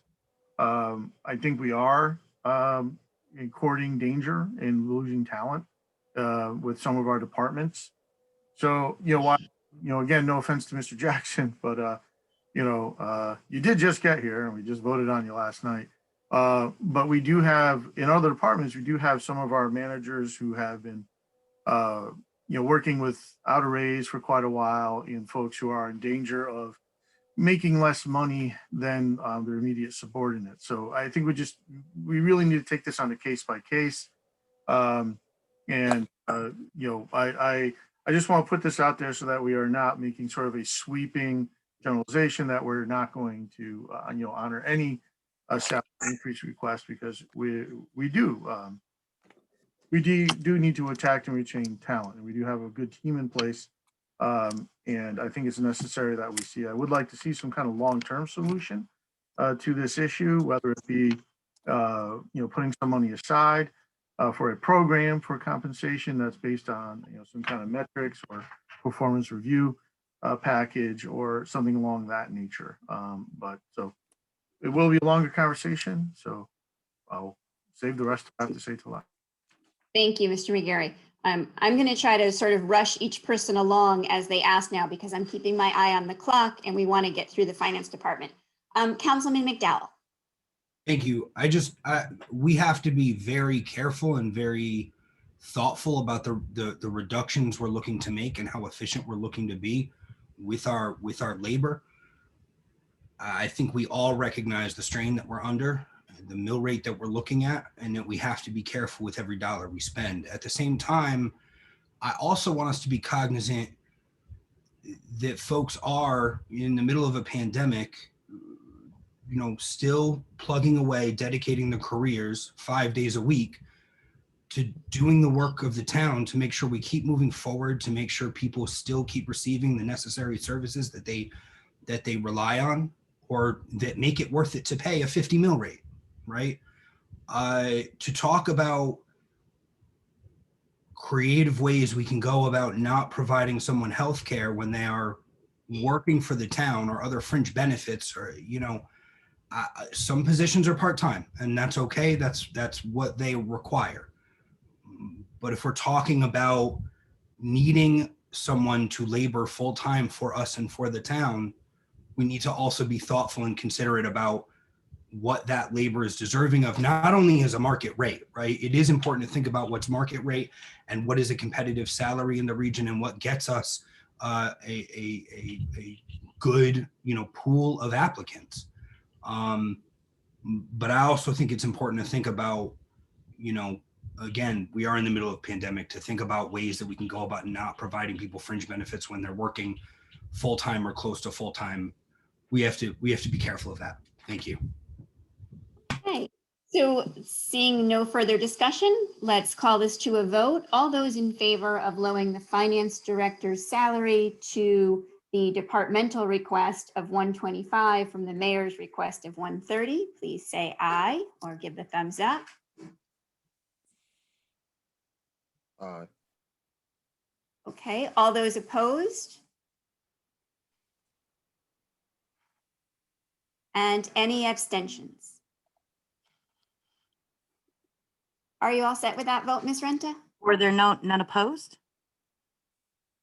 So everybody was in favor. Okay, got it. Okay, so the floor returns back to Councilwoman Baez. Am I able to do two motions at once? Yes, okay, so my next is that I would like to move that the risk manager line item be reduced to $70,000.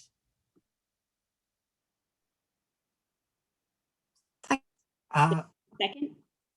Point of clarification. Yes, Mr. Farmer. Did we move on from positions?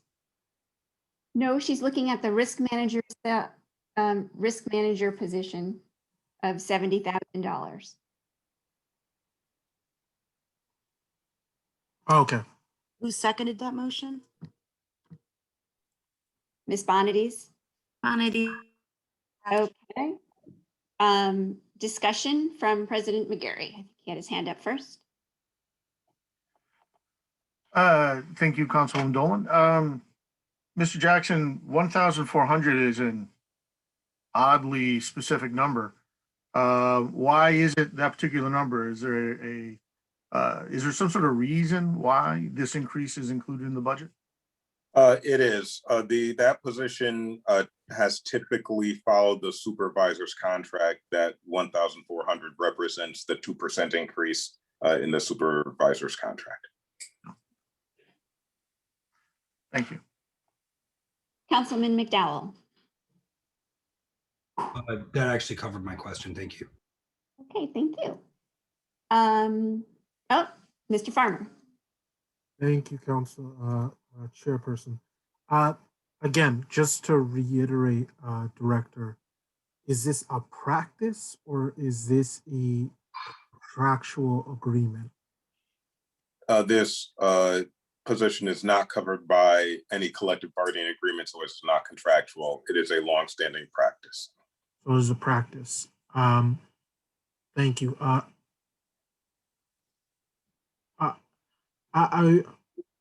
If anything, I would like to suggest that it's maybe we table this and talk to Attorney Gruen about past practice, as I think it's something that's going to come up later.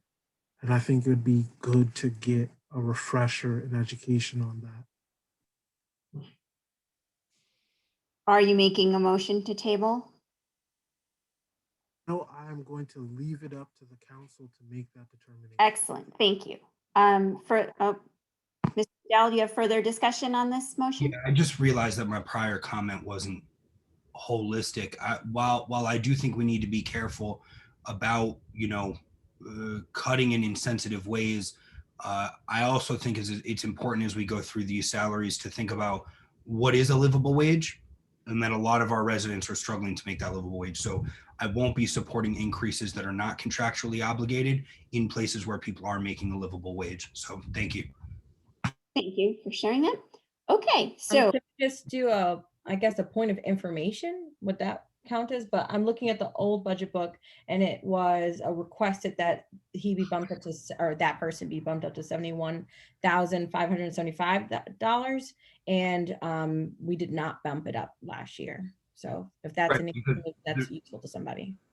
There was no contractual obligation to bump that individual up, right? Not last year and not this year. So I'm sorry, if I could just ask, never mind, you answered my question. Yeah, I think we're on the same page. Thank you. okay, seeing no further discussion, I'll call for the vote. All those in favor of lowering the risk manager position from $71,400 to $70,000, please give the thumbs up or say aye. Aye. Aye. Thank you. All those opposed?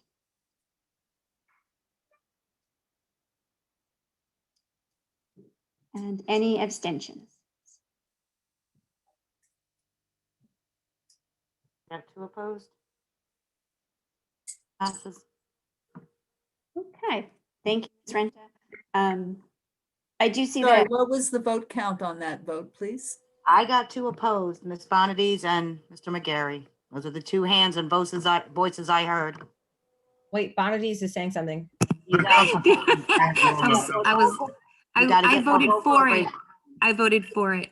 I guess I left my hand up too long. So my vote was, I seconded the motion and I'm voting in favor. Okay, so then Mr. McGarry's the only one opposed. Sometimes you just have to stand alone, Ms. Renta. Got it. Thank you. Councilwoman Baez still has the floor. However, it looks like Councilman Caesar has joined us, Ms. Renta. Okay, Ms. Baez. My last motion is to reduce the town BOE special projects and grants person from $90,000 to $60,000. Okay. Can I open the discussion as a, is there a second? Ms. Bonadies did. Thank you. Talk to your I am proposing $60,000 because as a grant manager, a municipal grant manager in the state of Connecticut, the average salary is about $55,000, I think, somewhere in that range. This is much higher, and they might be doing a lot of work, but we also are pretty broke. This person, I think, can handle that, and we can get someone who is talented within $60,000. I believe that's a livable wage. And that is why I'm asking that we reduce this from an executive salary down to a salary that would be more manageable for our budget. Thank Second. you, Councilwoman Baez. Mr. Farmer. Thank you, Chairwoman. I am in support of this, but I would love more information from the Board of Ed. If they're going to be chipping in 45,000, I would like to understand their intent and intention. But nonetheless, I'm supportive. So if that's something we can follow up with the Board of Ed, that would be great. If we vote on this, we can always change it later, or we can table it, depending on what the council wants to do. Thank you, Mr. Farmer. Ms. Shoemaker. Thank you. Director Jackson, could you speak to your thought process in suggesting the salary for this position, and what positions you compared it to? Because now we've heard that maybe there are comparable positions that are paid at a much lower level.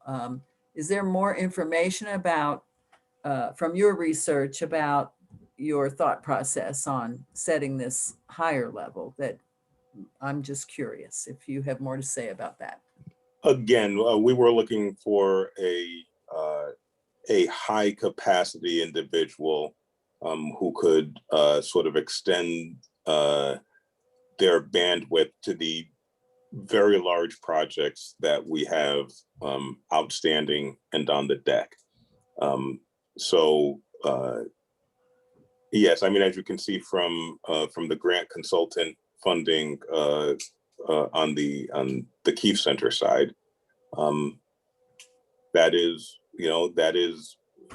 ranging for someone who goes out and finds grants and applies for them and manages them and works with the appropriate departments to make sure that they're successful.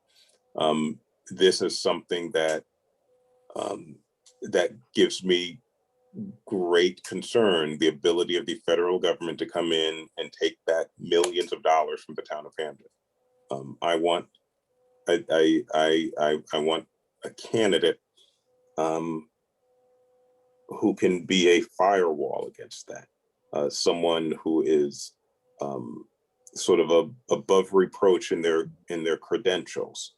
And so that's why it was ranged. That's why this one was ranged at that level. Thank you. That's very helpful. I will not be supporting this amendment. Dr. Horsley. Thank you. So it sounds like to me, this position is more like a project manager that oversees grant management as well as other projects in the town. And that this is similar to a position that we've had in the town that was held by the arts commissioner, but now we're kind of moving that to this position. And so a project manager is a different job than a grant writer.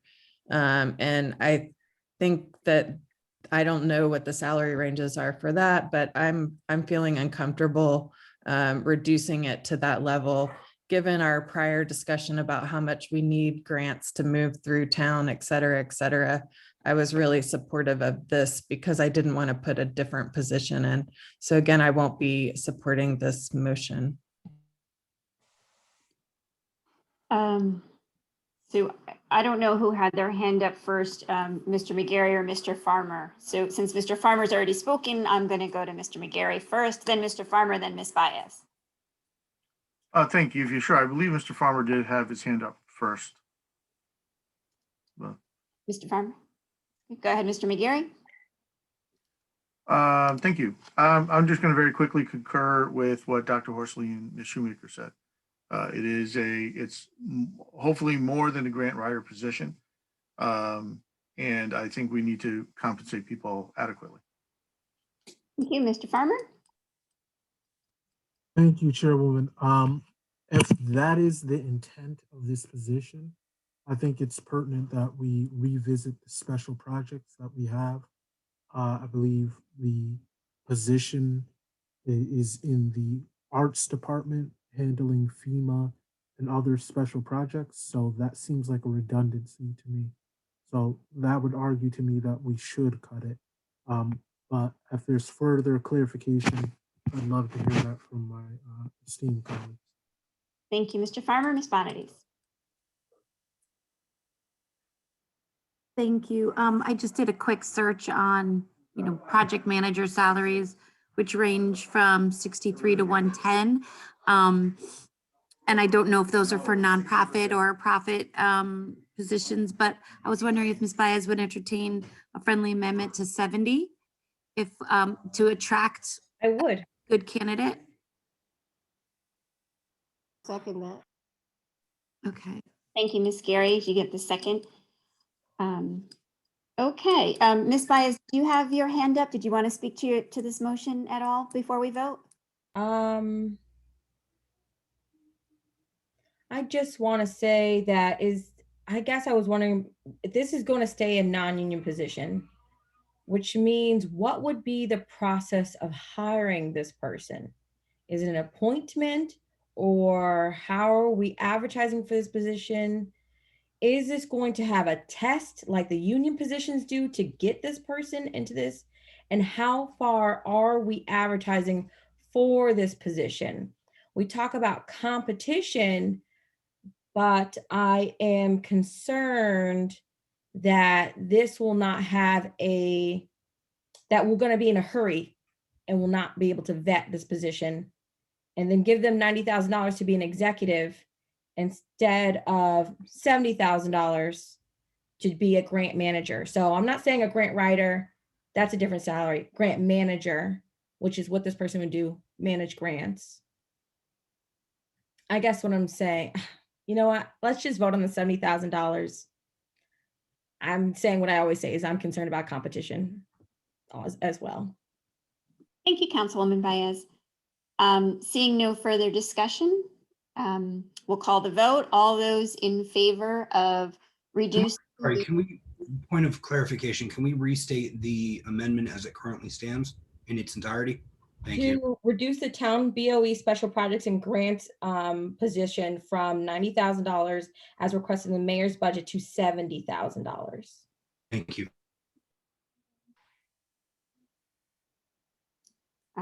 All those in favor, please say aye or give the thumbs up.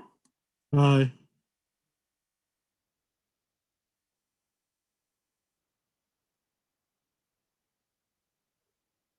And all those opposed?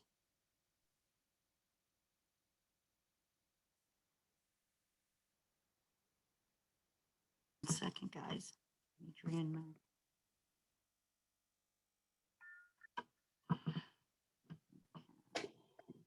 Got it, Ms. Renta?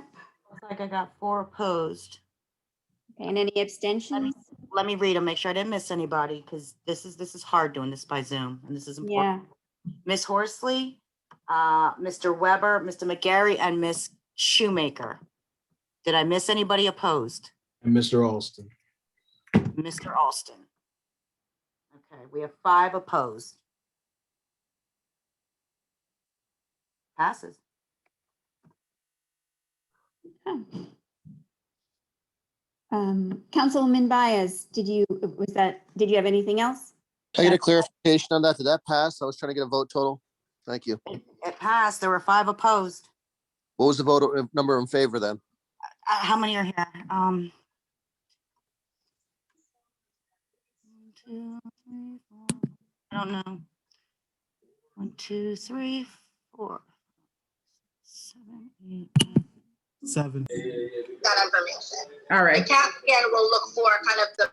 Maybe we should try a roll call vote on that. 7 in favor, 5 opposed. Okay. Thank you. I didn't vote, Kim.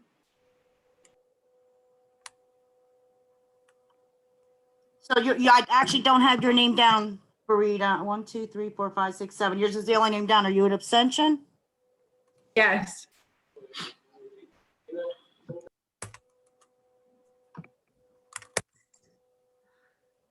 So it's 6 to 5 with 1 abstention. It still passes.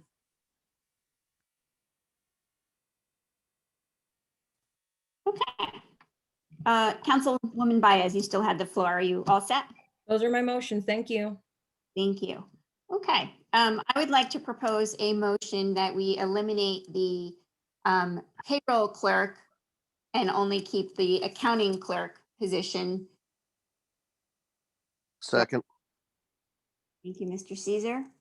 All right, so discussion on this matter, I will say that my thinking on it is that I would rather see the funds for the payroll clerk salary go towards a payroll system that could be managed by our new accounting clerk. And it looks like our new, this finance team will already have 2 new positions in it. And I think a third one is a little bit of overkill. So I would rather see Mr. Jackson come to council sometime during the year and say, hey, I'd like to invest in, some payroll software and improve our accounting and facilities that way. I apologize. I'm just going to go in order of hands raised. So President McGarry. Thank you very much. I won't be supporting this because I do think we can do 2 things at once, either through perhaps the capital or in another place fund the payroll software, which I think is important. But I also think it's important if we want to maintain a good bond rating, we want to have good audits that, we react when we are given a suggestion by the auditor. And that was to better staff our department. And I also think we should listen to our professional staff. Mr. Jackson has suggested that these 2 positions are what is needed. He suggested this is the money we need to fund the appropriate person. I just think we need to listen to our staff when they are making their suggestions. So I will not be supporting that. And I just hope that we can get the software and the 2 people and have a well-run department that's able to catch up on the revenues. We know that has been a problem because of staffing, and we know that the audit has been critical of the staffing in our finance office. So I would like to see those positions included for those reasons. Thank you. Thank you, President McGarry. Councilman Farmer. Thank you, Chairwoman. I had my hand raised from earlier, so I'm just going to surmise both points. I would love if the administration or someone from the BOE could get back to us on the projects position and whether the BOE is still willing to fund at 45. On this matter, I support this motion. My only concern is just to follow up with Mr. Kelly to make sure that there are no disputes with labor. I think this is a well-founded point. If there's no labor agreements that bind us, I think that is a smart move. Thank you, Mr. Farmer. Ms. Councilman McDowell. Thank you. Yeah, I wanted to ask a little bit more about the justification, or I suppose the thought behind getting rid of this particular position instead of the other one. So you're looking to eliminate payroll clerk, but keep account clerk, correct? I'm looking to eliminate a position. I don't actually have a strong preference over which position. And so if Mr. Jackson wants to weigh in and let us know which one is more critical. But my thinking was, if we add a body, let's call it the account clerk, then that account clerk can do some of the AR, some of the AP, and they can help institute a new system with new controls and spend a little bit money one time as opposed to on an annual salary with all of the fringes.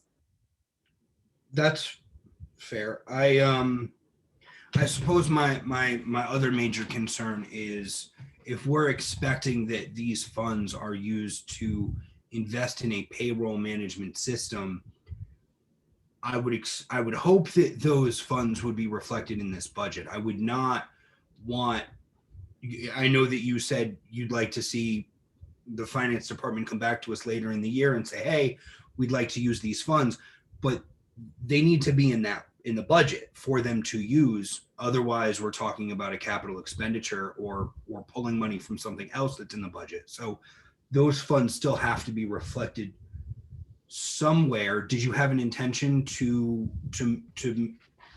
add a line in the expenditures? Yes, once we get the expenditures, we'll make a motion there if this one passes to add a line for. Okay.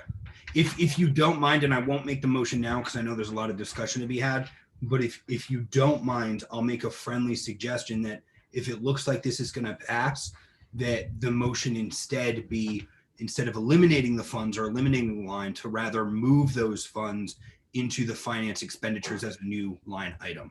That way the funds aren't lost and they're there for what your intention is. Otherwise, those, I want to avoid us losing track of those funds if the intention is for them to be used for something, if that's fair. But I'll let conversation continue. Let's see how this folds out. Thank you, Councilman McDowell. Councilwoman Shoemaker. Thank you. Director Jackson, I'm curious about the complete scope of job responsibilities for the payroll clerk and whether that job title is the full, range of the position there. I'm concerned about the fact that the auditors have suggested that we need this kind of staffing, and I concur with Mr. McGarry on that point. But in these job descriptions, is there flexibility if the payroll clerk, if some of the payroll were automated, and I don't think we know what that would cost, does the payroll clerk then able to take up other miscellaneous tasks in the finance department?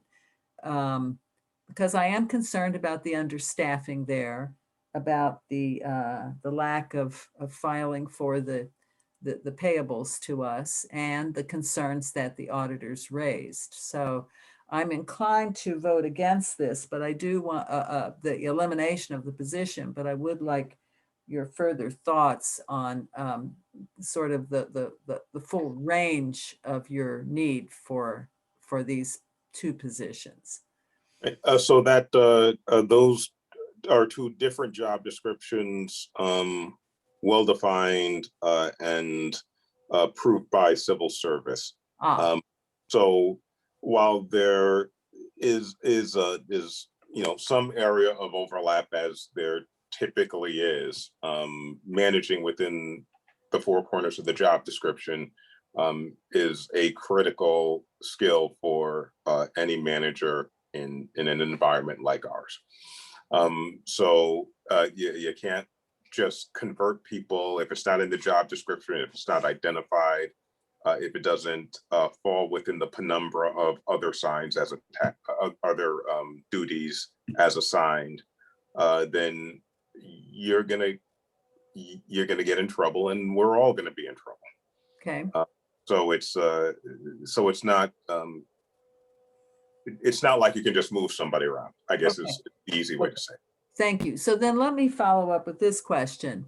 What is it about, is there anything about our payroll that makes it very difficult to automate?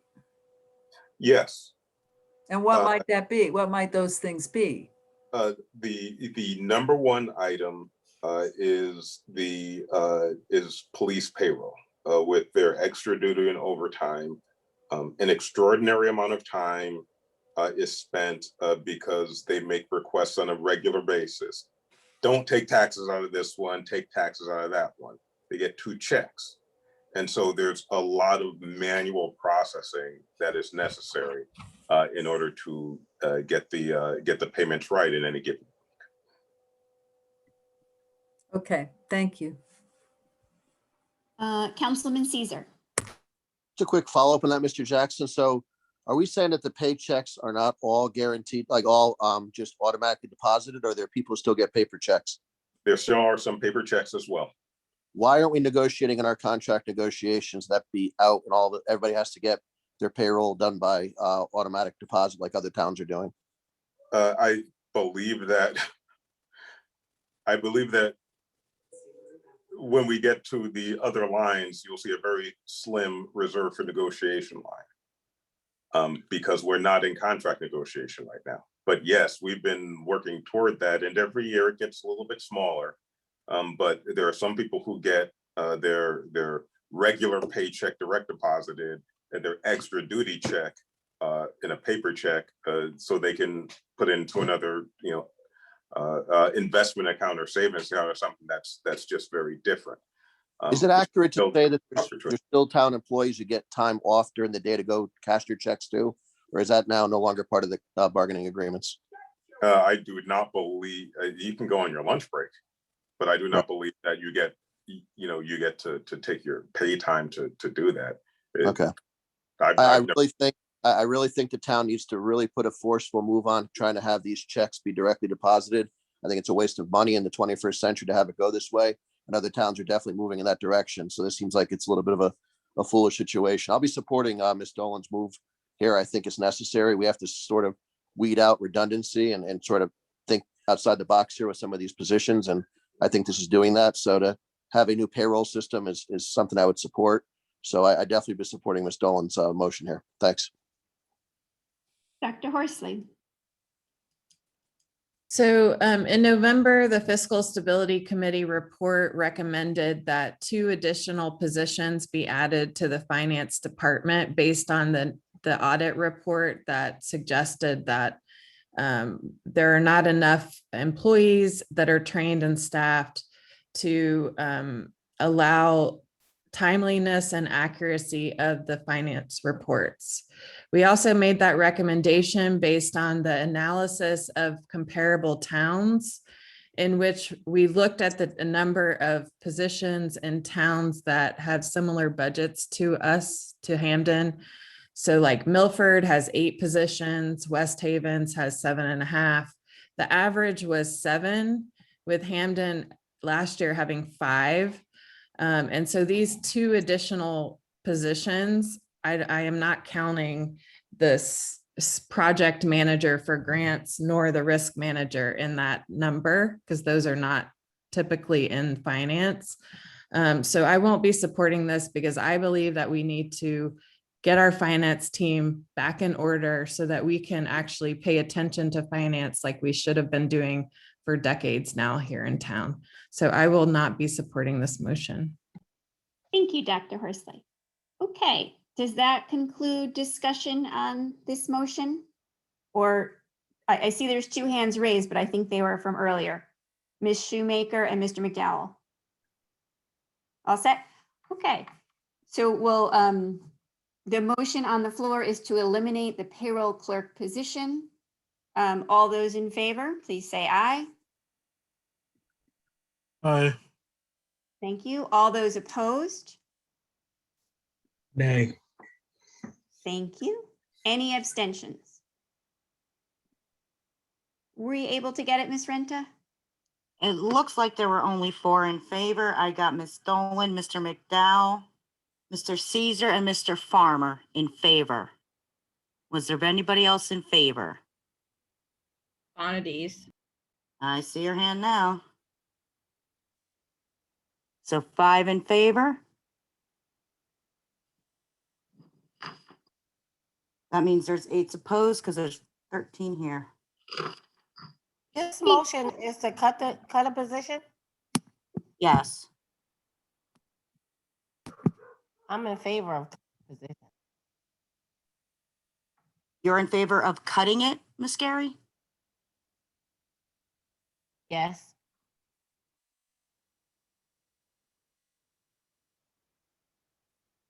Six in favor, 7 opposed. Okay, thank you, Ms. Renta.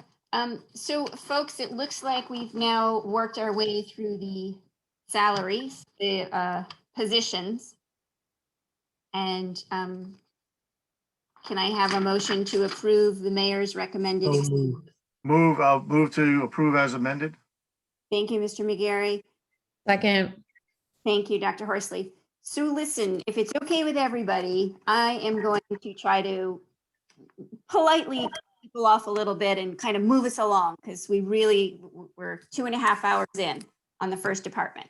So apologies to all, but I'm just going to try to keep us focused. So let the discussions begin for the expenses. Wait, did we We vote? need to do a vote. We have to vote to approve as amended, Ms. Dolan. Thank you. So the motion has been made and seconded. Now discussion on the motion to approve the finance positions as amended. Okay, all those in favor, say aye. Aye. Aye. All those opposed? Any abstentions? So the positions have been approved. To make a motion to approve the mayor's recommended finance. Second.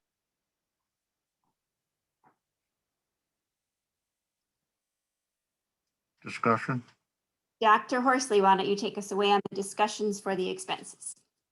So I have two questions about this, the insurance management for risk management, which is on page 56, and the insurance claims, which are reduced in the mayor's budget compared to the department request.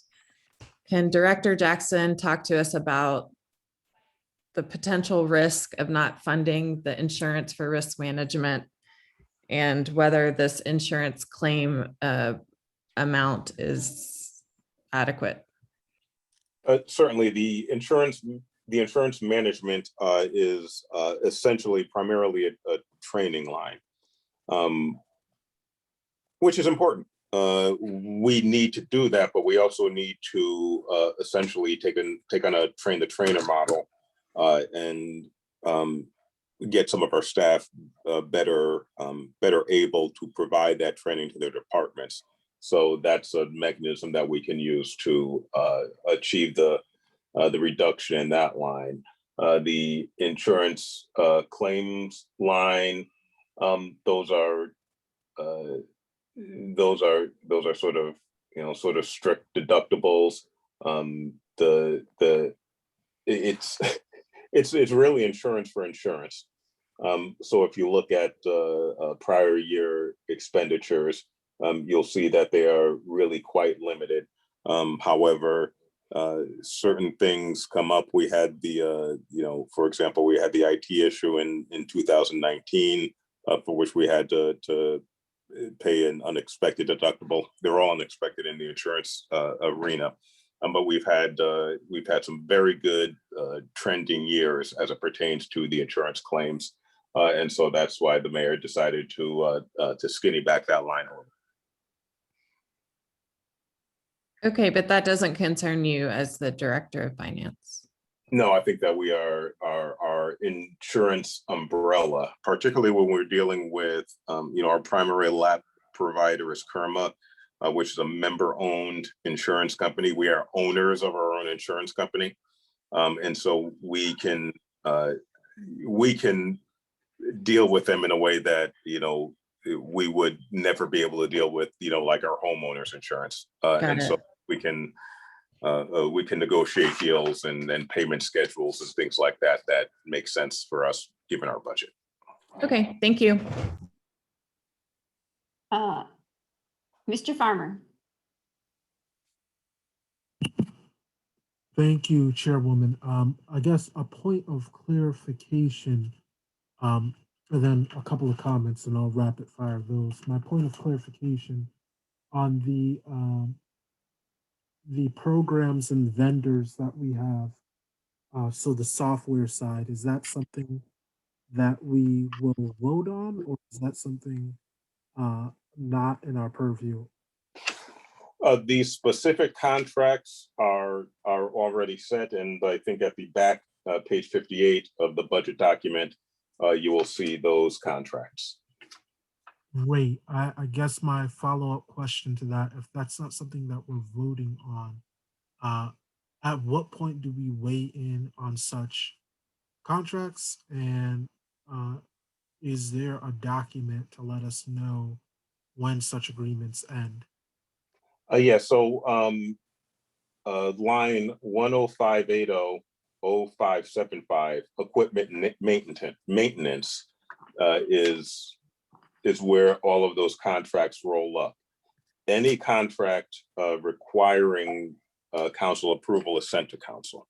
So at the time that it becomes relevant, it will come to you as an action item. Understood. I'm glad for that clarification and you pointing that out for me. Thank you. In terms of my questions, I know you just spoke to the Kerma question. Seeing that that line covers vehicles and we have had concerns about maintenance of vehicles, have we conferred with Public Works and Police on that? Because what I don't want is to lower it only for us to end up having higher premiums in the end. So is that something you conferred with other department heads on? Absolutely. However, we deal, most directly with the insurance provider, with Kerma. So we know what our fleet looks like, and we share that information with them. And so the large numbers, which is really the LAP numbers, the 1.3 million, I think. Yeah, the 1.3 million, I think is the line that is most significantly impacted by that, and that is developed with the assistance of our insurance partners. Great. I will take you at your word, Director. So I'm comfortable with that number if you are. The environmental compliance line, is any of that contractual in terms of it says that we have to do uh, inspections for infestation. Is there a certain times that we have to do it? Is there any contractual agreement to that line or any state statutes that I'm fine with reducing the line, but I just want to make sure that we stay in compliance? Yeah, I mean, we have a statutory responsibility for spills and cleanups. We have a community responsibility for bed bugs and bats. Okay, so the bed bugs and bats are not something that we have a state requirement to do. If you can not to my knowledge, but let me confirm that. But the potential liability of getting a book out of the library that has a bed bug in it it's not worth it. I just want to make sure we're in compliance. That's my only concern. The last question is overtime. I see that it is shorter, seeing that we had a robust conversation on finance. Is that something that your department can deal with that cut? If it is, great. If not, what would be more appropriate? Yeah, so that was developed along the staffing plan that was included in the draft budget. So we'll have to go in and sort of take a look at the impacts of tonight's votes and perhaps send down to you a supplemental on that one if we no longer feel it to be appropriate. Thank you. Appreciate your time. Thank you, Mr. Farmer. President McGarry. Thank you, Ms. Dolan. I would just like to hear line 105170965, the emergency fund for $250,000. We in council we have an emergency contingency fund. So I'm just wondering the necessity for this. I'm ready to be convinced. So tell me why this fund is needed here.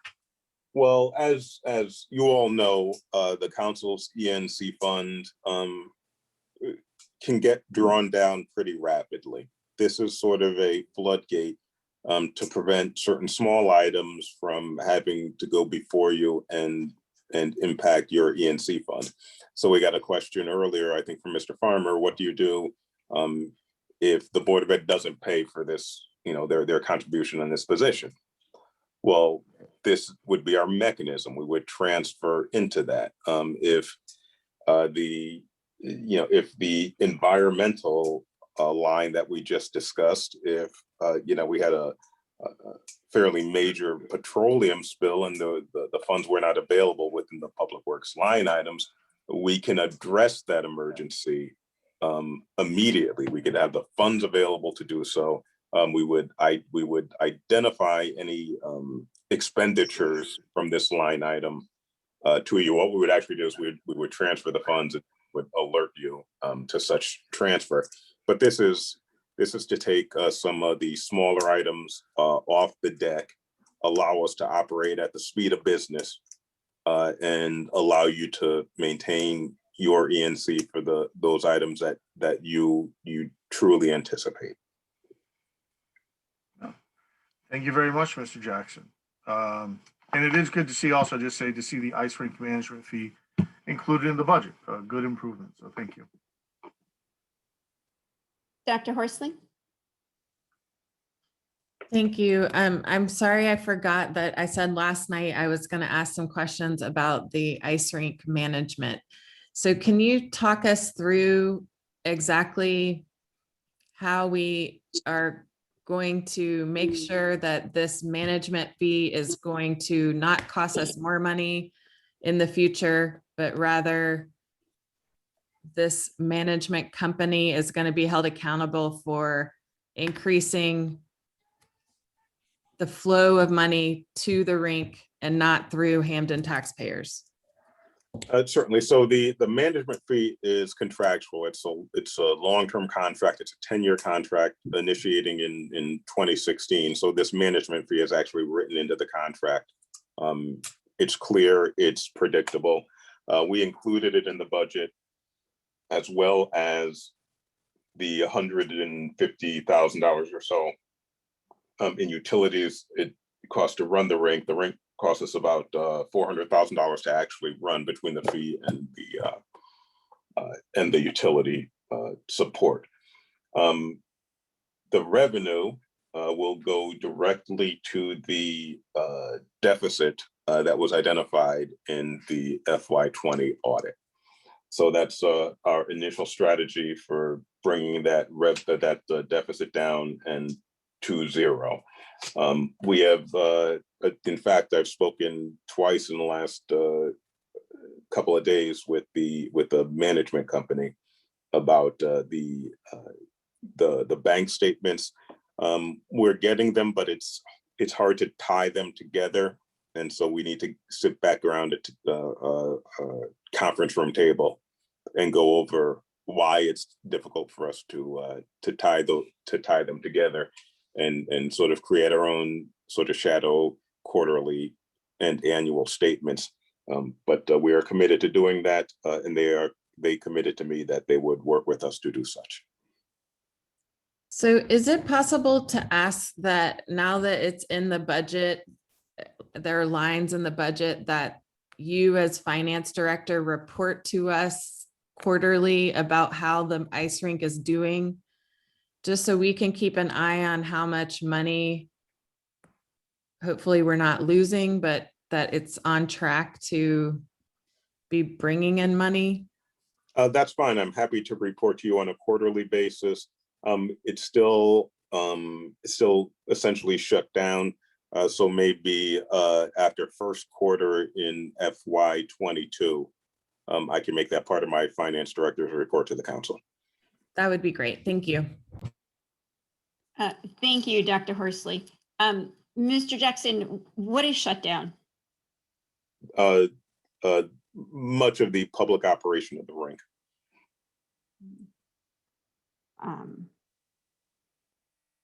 Okay, I think we need to double check that. I think that rink is Oh yeah. I mean, I see continue cars to do there, so. but but a lot of the programming, based upon governor's orders, is prevented.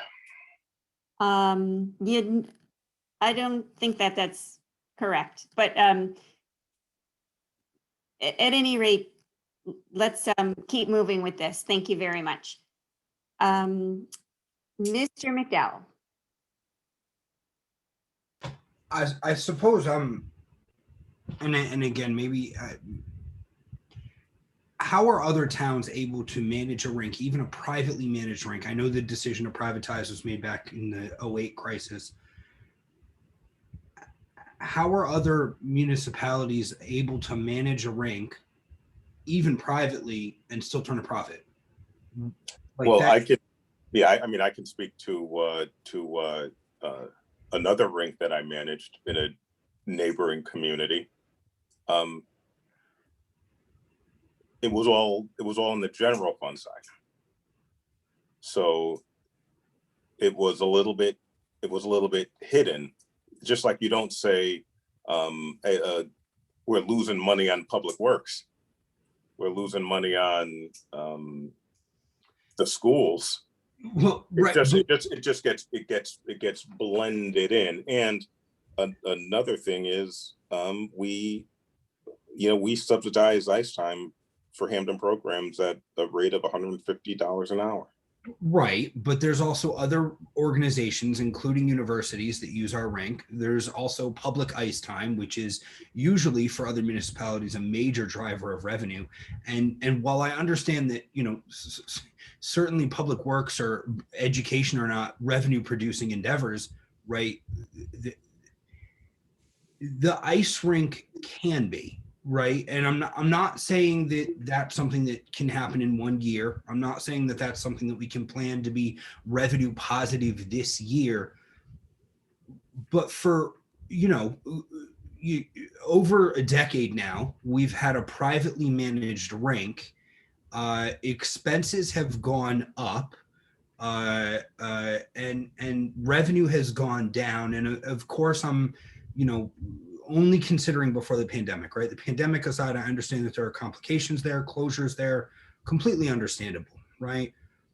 But as we think about how we're going to move out of the pandemic or transition to a post-pandemic future, thinking about how other municipalities are able to manage a rink that is, revenue positive is, I think, important. Subsidizing for Hamden high ice rink time and of course for sports makes sense, but the numbers that don't make sense Hamden youth hockey is paying tons of money to utilize that rink, as are universities, other sports teams. The numbers just don't seem to, something's not adding up here. So I'm hoping we can clear that up. And recognize that revenue wouldn't be here, right? I get that, but we've yet to have a larger conversation about the ice rink. It sounds like that's what we're doing now. So, happy to have that conversation, and I'll provide in advance all the documentation so that we can start the ground running on that when we decide to have that conversation. Are we missing information now that prevents us from? No, I don't think so. I think we need to. What I'm trying to do is clean up the record base so we can all start from the same ground zero. So those are the conversations that I've been having with the management firm. I see other hands up, so I'm going to wait, but I do want to table this item until we're able to have a full conversation on this. Thank you. Thank you, Mr. McDowell. Mr. Weber. Thank you. Mr. Jackson, I'm just wondering, you mentioned the cleanup. How long do you think the document cleanup will take before we can start receiving reports on the rink? While we're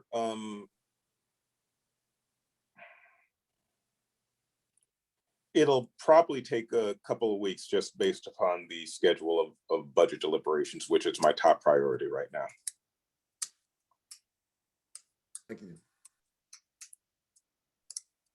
Thank you, Mr. Weber. Mr. Farmer. Thank you. Um, I believe that we should table this item. I apologize. I'm not running audio through my headphones today. So I believe that we should table this item. I, I think there is a more robust conversation to have, and if we want to get through other items, this is something that we should put off. I don't want to skate around the issues, but I do, I have the same concerns about costs. I, I have the issues about costs, and maybe we need to partner with Yale around their rink. But if we're not turning a profit and we're subsidizing hockey, one particular sport, at such a high volume, I'm not sure if that's worth the return in investment. We have a great hockey team. They're champions. That's wonderful. But if we're not monetizing on bringing industry to us because of that, we're doing that at a loss. And I think there's other ways we can talk about what loss looks like. So I don't really see anyone else with their hands. So I'm gonna make a motion to table this. Second. Thank you.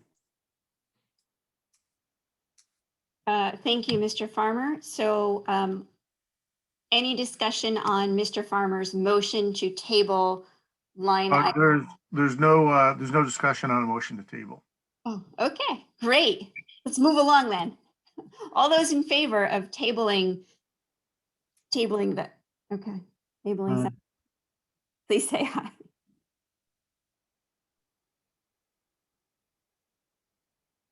All those opposed?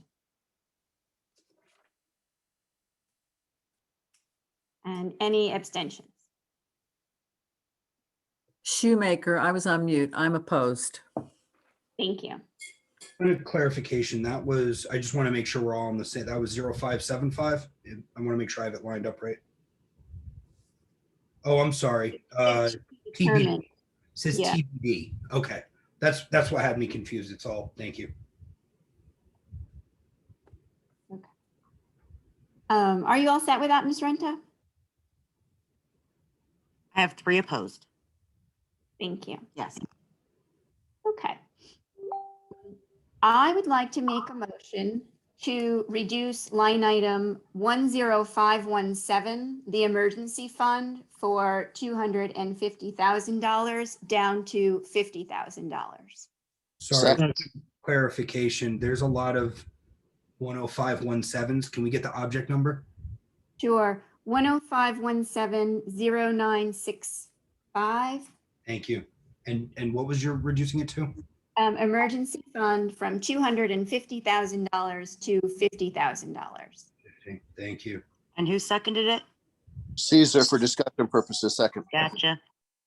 Thank you. So the reason that I'm making this motion is because it's a little bit of a slush fund. And I understand, Mr. Jackson, that you want to keep the money there, and you specifically said that it speeds up business. And I can understand why you want that. But for me, representing the fiscal authority of the town, I prefer to slow things down and to make you come to council to request things so that we can discuss it and we can vote on it and we can approve it. That is my thinking behind this motion. Mr. McDowell. Thank you. I'm not sure that I support anything in this line. I will support the reduction. I think I'd like to see further reduction. This is what E&C is for, and the administration has an E&C line too. It doesn't necessarily have to go into council emergency and contingency, but there is an emergency and contingency line, and thinking about the process, right? I forget the exact amount. I think it's a few $100s or a few $1,000s or something. Under a certain amount, transfers can be made without the council's approval, but above that amount, those transfers would be necessary. So it seems to me like to move money out of this emergency fund, you'd need to come to the council anyway for most things. So it seems apparent that it probably belongs in E&C. I'm fully supportive of having you know, a small pool of money for additional emergencies and contingencies, but this doesn't seem like the place for it for me. Thank you. Thank you, Mr. McDowell. Mr. Farmer. Yes, thank you, Chairwoman. I agree with your sentiments, and Councilman McDowell, I believe former Majority Leader O'Brien, we moved that number from 25,000 to 50,000. So giving the administration more breathing room to make these decisions. So I was actually going to make a motion to zero it out, but I see other people have conversation. But I don't think we need this line. And if there is truly such a thing that is an emergency, the administration has the ability to send us an informational item and work judiciously and fast to take care of. Thank you, Mr. Farmer. Mr. Caesar. Yes, I have to agree with the previous speakers on this as well as you, Madam Chair of the committee. I definitely think $50,000 is enough. Let them come back to us and ask us for more and let us have the accountability we're supposed to have as a fiscal authority of the town. So I'll be supporting the motion for $50,000. Thank you. Thank you, Mr. Caesar. Mr. Alston. Just a question from Councilman McDowell's comment. Where is the E&C line in the budget? So I'm actually looking for it right now. I know that It's in Legislative Council. I think Matt Pratt spoke about the mayors. I don't believe there is one in the mayor's. There was last year. There was an E&C line that we put in the administration, and I don't see it in mayor's office, but it did exist somewhere in the administration. Yeah, last year and we removed it. We did remove that completely, or we zeroed it out? I think, well, I'm sorry, I see line on page 8099, 101, 01, 09, 65. Is that the emergency contingency fund? Yeah, that's under the council. That's the council, but it's sounding like there was one under the mayor's office, but we removed it last year. So forgive me for that lapse in memory. Yeah, it was there, but we removed it. Okay. Okay. So that changes the aspect now, so that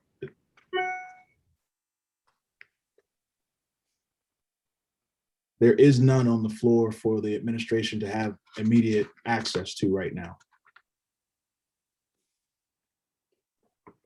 Okay. That's my comment of clarity, point of clarity. Thank you, Mr. Alston. President McGarry.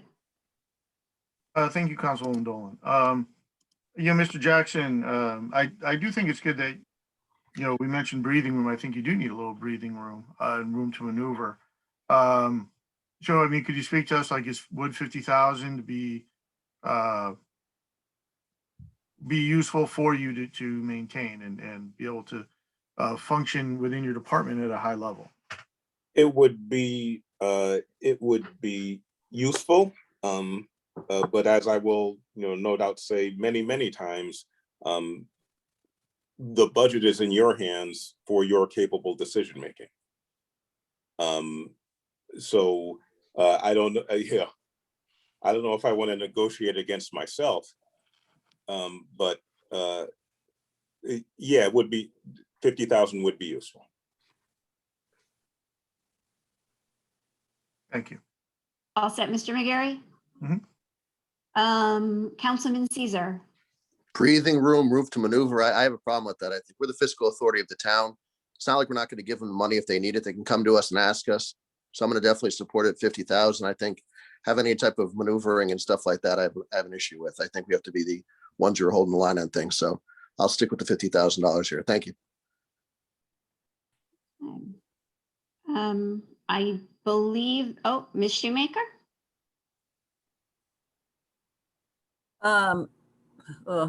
Yes, just one quick further clarification, Director Jackson. I think I heard you say at the beginning about this line that one of its functions is so that our finance department can operate at the speed of business. And I can appreciate that there's a challenge. If you find you need to do something, the funds aren't there, and you have to come to council. I mean, is the $50,000 like inadequate for you to be comfortable operating at the speed of business in the finance department? Well, we currently have 0. Right. Which has, Is proven not to be comfortable. occasionally problematic. Yeah. So 50 is better than 0. Okay. Absolutely. Absolutely. All right. Thank you. Mr. Farmer. Yeah, I was just gonna make the point, maybe I don't understand the line correctly. Expense reductions in town-wide efficiency efforts in the mayor's budget. It has $150,000 in there. And if memory serves me correctly, last year, money was used to cover shortfalls. So maybe that is what Councilman McDowell was thinking of, or there was another line, but I just wanted to add that. I'm sorry, what line is that? The expense reductions in townwide efficiencies, it's a positive 150,000 there. So I remember last time that money was used to shore up stuff. So at 50. Thank you, Mr. Farmer. President McGarry, do you want to speak one more time to this matter? Or are you all set? No, thank you. Actually, I meant to ask before, and I apologize for not getting it first time around. In terms of, again, accounting practices and best practices from other municipalities, Mr. Jackson, Mr. Galarza have been active in several other municipalities. How common of a practice is it to have a line like this in the finance department? And is it considered a good accounting practice? If it's okay, I'll let Mr. Galarza start on that one.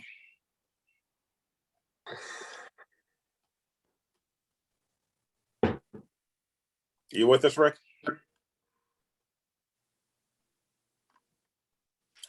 Okay, I'll go.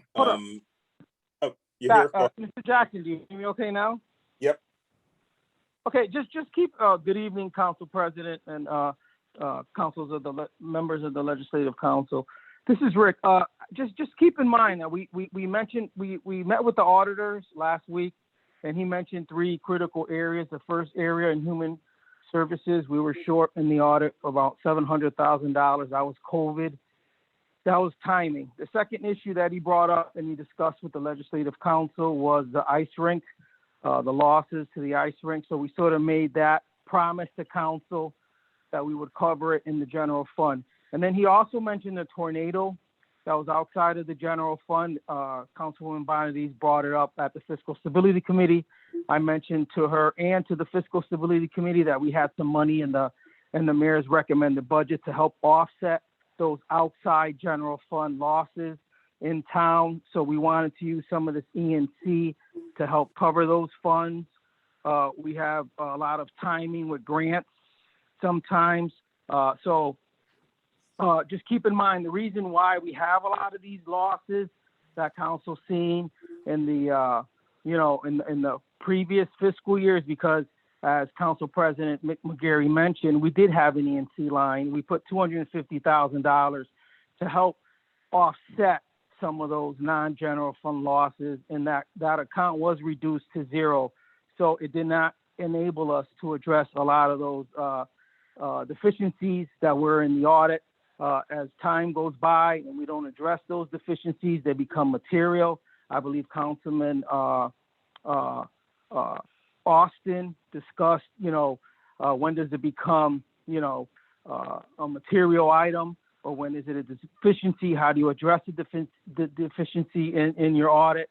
What's the time? What's the threshold? I believe Councilwoman Dolan asked, how long can you address? How many years should you go out? So I would recommend, if you don't want it in finance, maybe you can move this over into the legislative council or to earmark it specifically to address some of the non-general fund items in the budget so that our plan, our unified town-wide plan, would address the fund balance, would address our non-general fund liabilities, and would also bring, a balanced budget, as we conclude this budget process. In other towns, keep in mind on page 1A, getting specific to the point, if you look at page 1A and you look at our E&C for the town, we have set aside, not including the fund balance, 0.5%. So in our budget, we float 0.5% to cover $259 million. So we have 1.2 in the budget. Council has 100,000, and the finance department has the balance to cover the any unforeseen expenses that may occur. And there are a lot of unforeseen expenses that may come up. It's just the budget. It's our best, guess based on the information that we had today. That come July, there'll be changes to this budget. So we would like to see this account stay in the budget. If it's out of our control, then that's fine. But I think it'll behoove the council, and it's in the town's best interest to have a little bit extra so that we can address these non-general fund losses outside of the general fund to help bring down our liabilities. That's all I have. Mr. Jackson, if you want to. Thank you, Mr. Galarza. Just to go back to President McGarry's question. So yeah, I've had insight into most budgets in the state of Connecticut. And it's not necessarily about a line item. It's about the process necessary to get from A to Z. There are communities where you can where the administration can move $25,000 and simply write a note saying we moved $25,000. In a case like that, I doubt that we would be even putting this in. It's not just the line, it's the process necessary to accomplish the goals. We have a pretty tight process here. The charter is very specific. And it should be. And so this kind of marries into the process. This line is intended to marry into the process so that we can get to A to Z when we need to get from A to Z with, appropriate notification per charter as necessary. Thank you, Mr. Jackson. Mr. McDowell or Mr. McGarry, are you all set with your? Okay. Sorry, I'm trying to rush us along. It's 9 o'clock. Mr. McDowell. That's okay. I'll be quick. I am still not understanding why you might not be able to request a transfer of money if you needed it. Why is an emergency and contingency fund not sufficient? I guess my concern is that this line would allow you to transfer that money without oversight of the council. Not transfer, I should say, but expend. It would allow you to expend, whether it's 50 or 250 or something in between, it would allow you to expend that money without oversight of the council.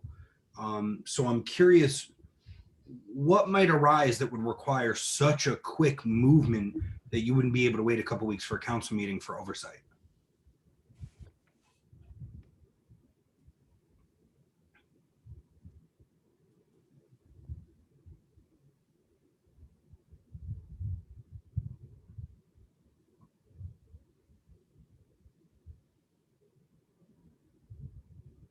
I can go back in. Yeah, I mean, I can go back in time and try to come up with some examples. But I hear where the council is going on this, and as always, when it comes to matters of budget, I will acquiesce to the council. I mean, it's a serious request though, because if there's things that pop up where you're just like, I need that money quick, right? I don't have 2 weeks, right? That's what we're here for. I don't think anyone is looking to put you in a situation that could cause problems. Right, Right, so there's a circumstance where you can end up in an involuntary charter violation by overexpending for an item that you need. It's a technical charter violation, and I'm trying to protect the department heads from entering that space and having to explain it away. That's fair. And that has been an issue over the past couple of years. And so I appreciate that is your endeavor.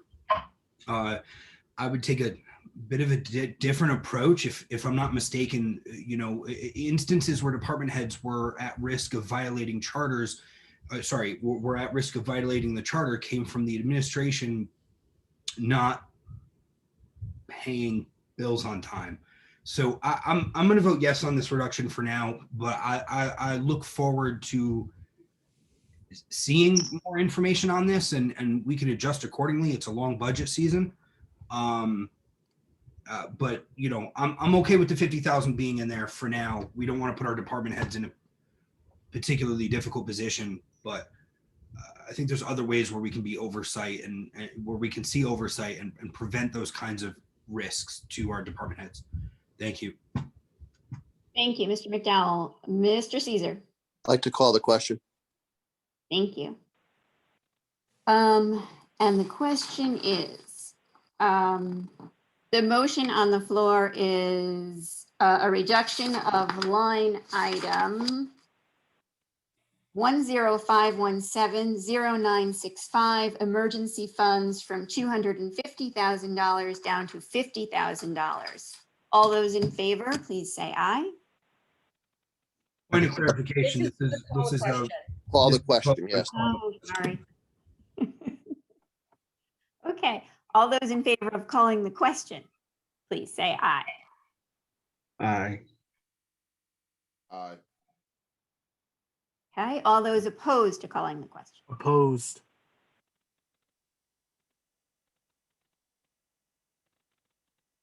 Any abstentions? Hi, Ms. Renta, did you get that okay? I got my 3 opposed. Yep. Thank you. Okay, so now I'm asking for the vote on the motion, correct, folks? Okay, thank you. Okay, so all those in favor of reducing the emergency fund from $250,000 down to $50,000. All those in favor, please say aye. Aye. Aye. Okay, all those opposed?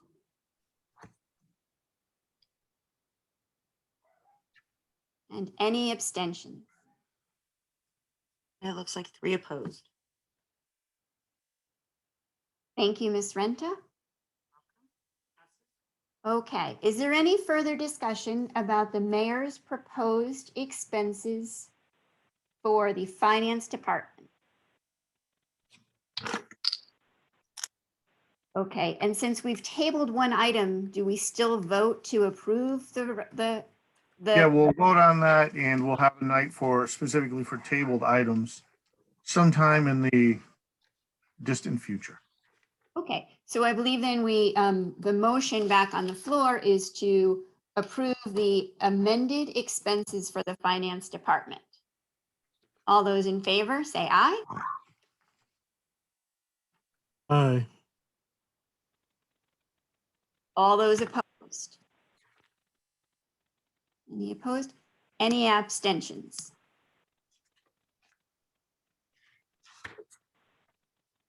Okay, we all set, Ms. Renta? Got it. Okay, so folks, 3 hours later, we got through one department. All right, one down, many more to go. That's rough. We do, however, tomorrow we will begin with the town attorney as, she's scheduled. We will move IT, pension, fringe benefits, miscellaneous revenues, and medicals. Sorry, that's Thursday, or have we changed the schedule? I'm sorry, Thursday. Yeah, Thursday night will be the town attorney. Ethics, probate court, purchasing, and personnel. Although I may I'll chew on it a little bit, but Mr. Jackson, were you planning on having people from purchasing and personnel attend Thursday? Purchasing, yes. Personnel, I presume that Mr. Kelly will be participating, and I will be presenting for probate court. All right, we'll talk it over a bit with council leadership, but perhaps we'll, I don't want to have people come and we do not get to them. So, we'll see about how, I don't want folks to come for no reason, but we'll see. Perhaps we can move a little more. The town attorney's office is a smaller department, so perhaps we can get through that a little faster. So that's all. Mr. Farmer? Thank you, Council President. Just some housekeeping items, as I know many of us are newer to the council. So just wanted to say that it will take us some time to get through some of these bigger items like finance. But in that sense, I've found in my experience it more judicious to just table stuff and get back to it for those cleanup days. I would also add that our requests to the administration that we appoint someone to handle that. So it'd be nice if we had someone from the administration join these meetings so that they can take these comments and get back to us more effectively. The last thing I just wanted to say is if maybe, I know we've done this in the past, we've walked people through collective bargaining. We've walked people through some of these other processes that we end up having questions about department from department. So I don't know. I want to respect Miss Attorney Gruen in her time, but I think it would be more judicious for us to get an education together and kind of speed through some of those questions about civil service, personnel, and what we can do in purview of union contracts. So I don't know if that's something, if that's a separate meeting or something we talk about offline, but I think those things would help us speed along through the budget process. Perhaps those are some offline conversations, and for folks who have those questions, a little homework ahead of time, perhaps, so we can, like I said, move through some of these. And in terms of information with the administration, Mr. Sendroff has been here, but I believe, Mr. Jackson, has the information requests, and any other information requests people have, please email Ms. Renta. She will compile them, send them to the administration, and we get a reply. Especially, for instance, prior to Thursday, if anyone has any questions for the town attorney's office or ethics or probate court, now would be the time to send them so that we're not asking, they're on the floor, as it were. So, yeah, if you have questions, please email Ms. Renta with them and she can forward them to the administration. So we can do that. And well, it is 9:10. So we'll see you all on Thursday. We are in recess at 9:10. Good night, everyone. Night. Good night. Safe travels. Good night.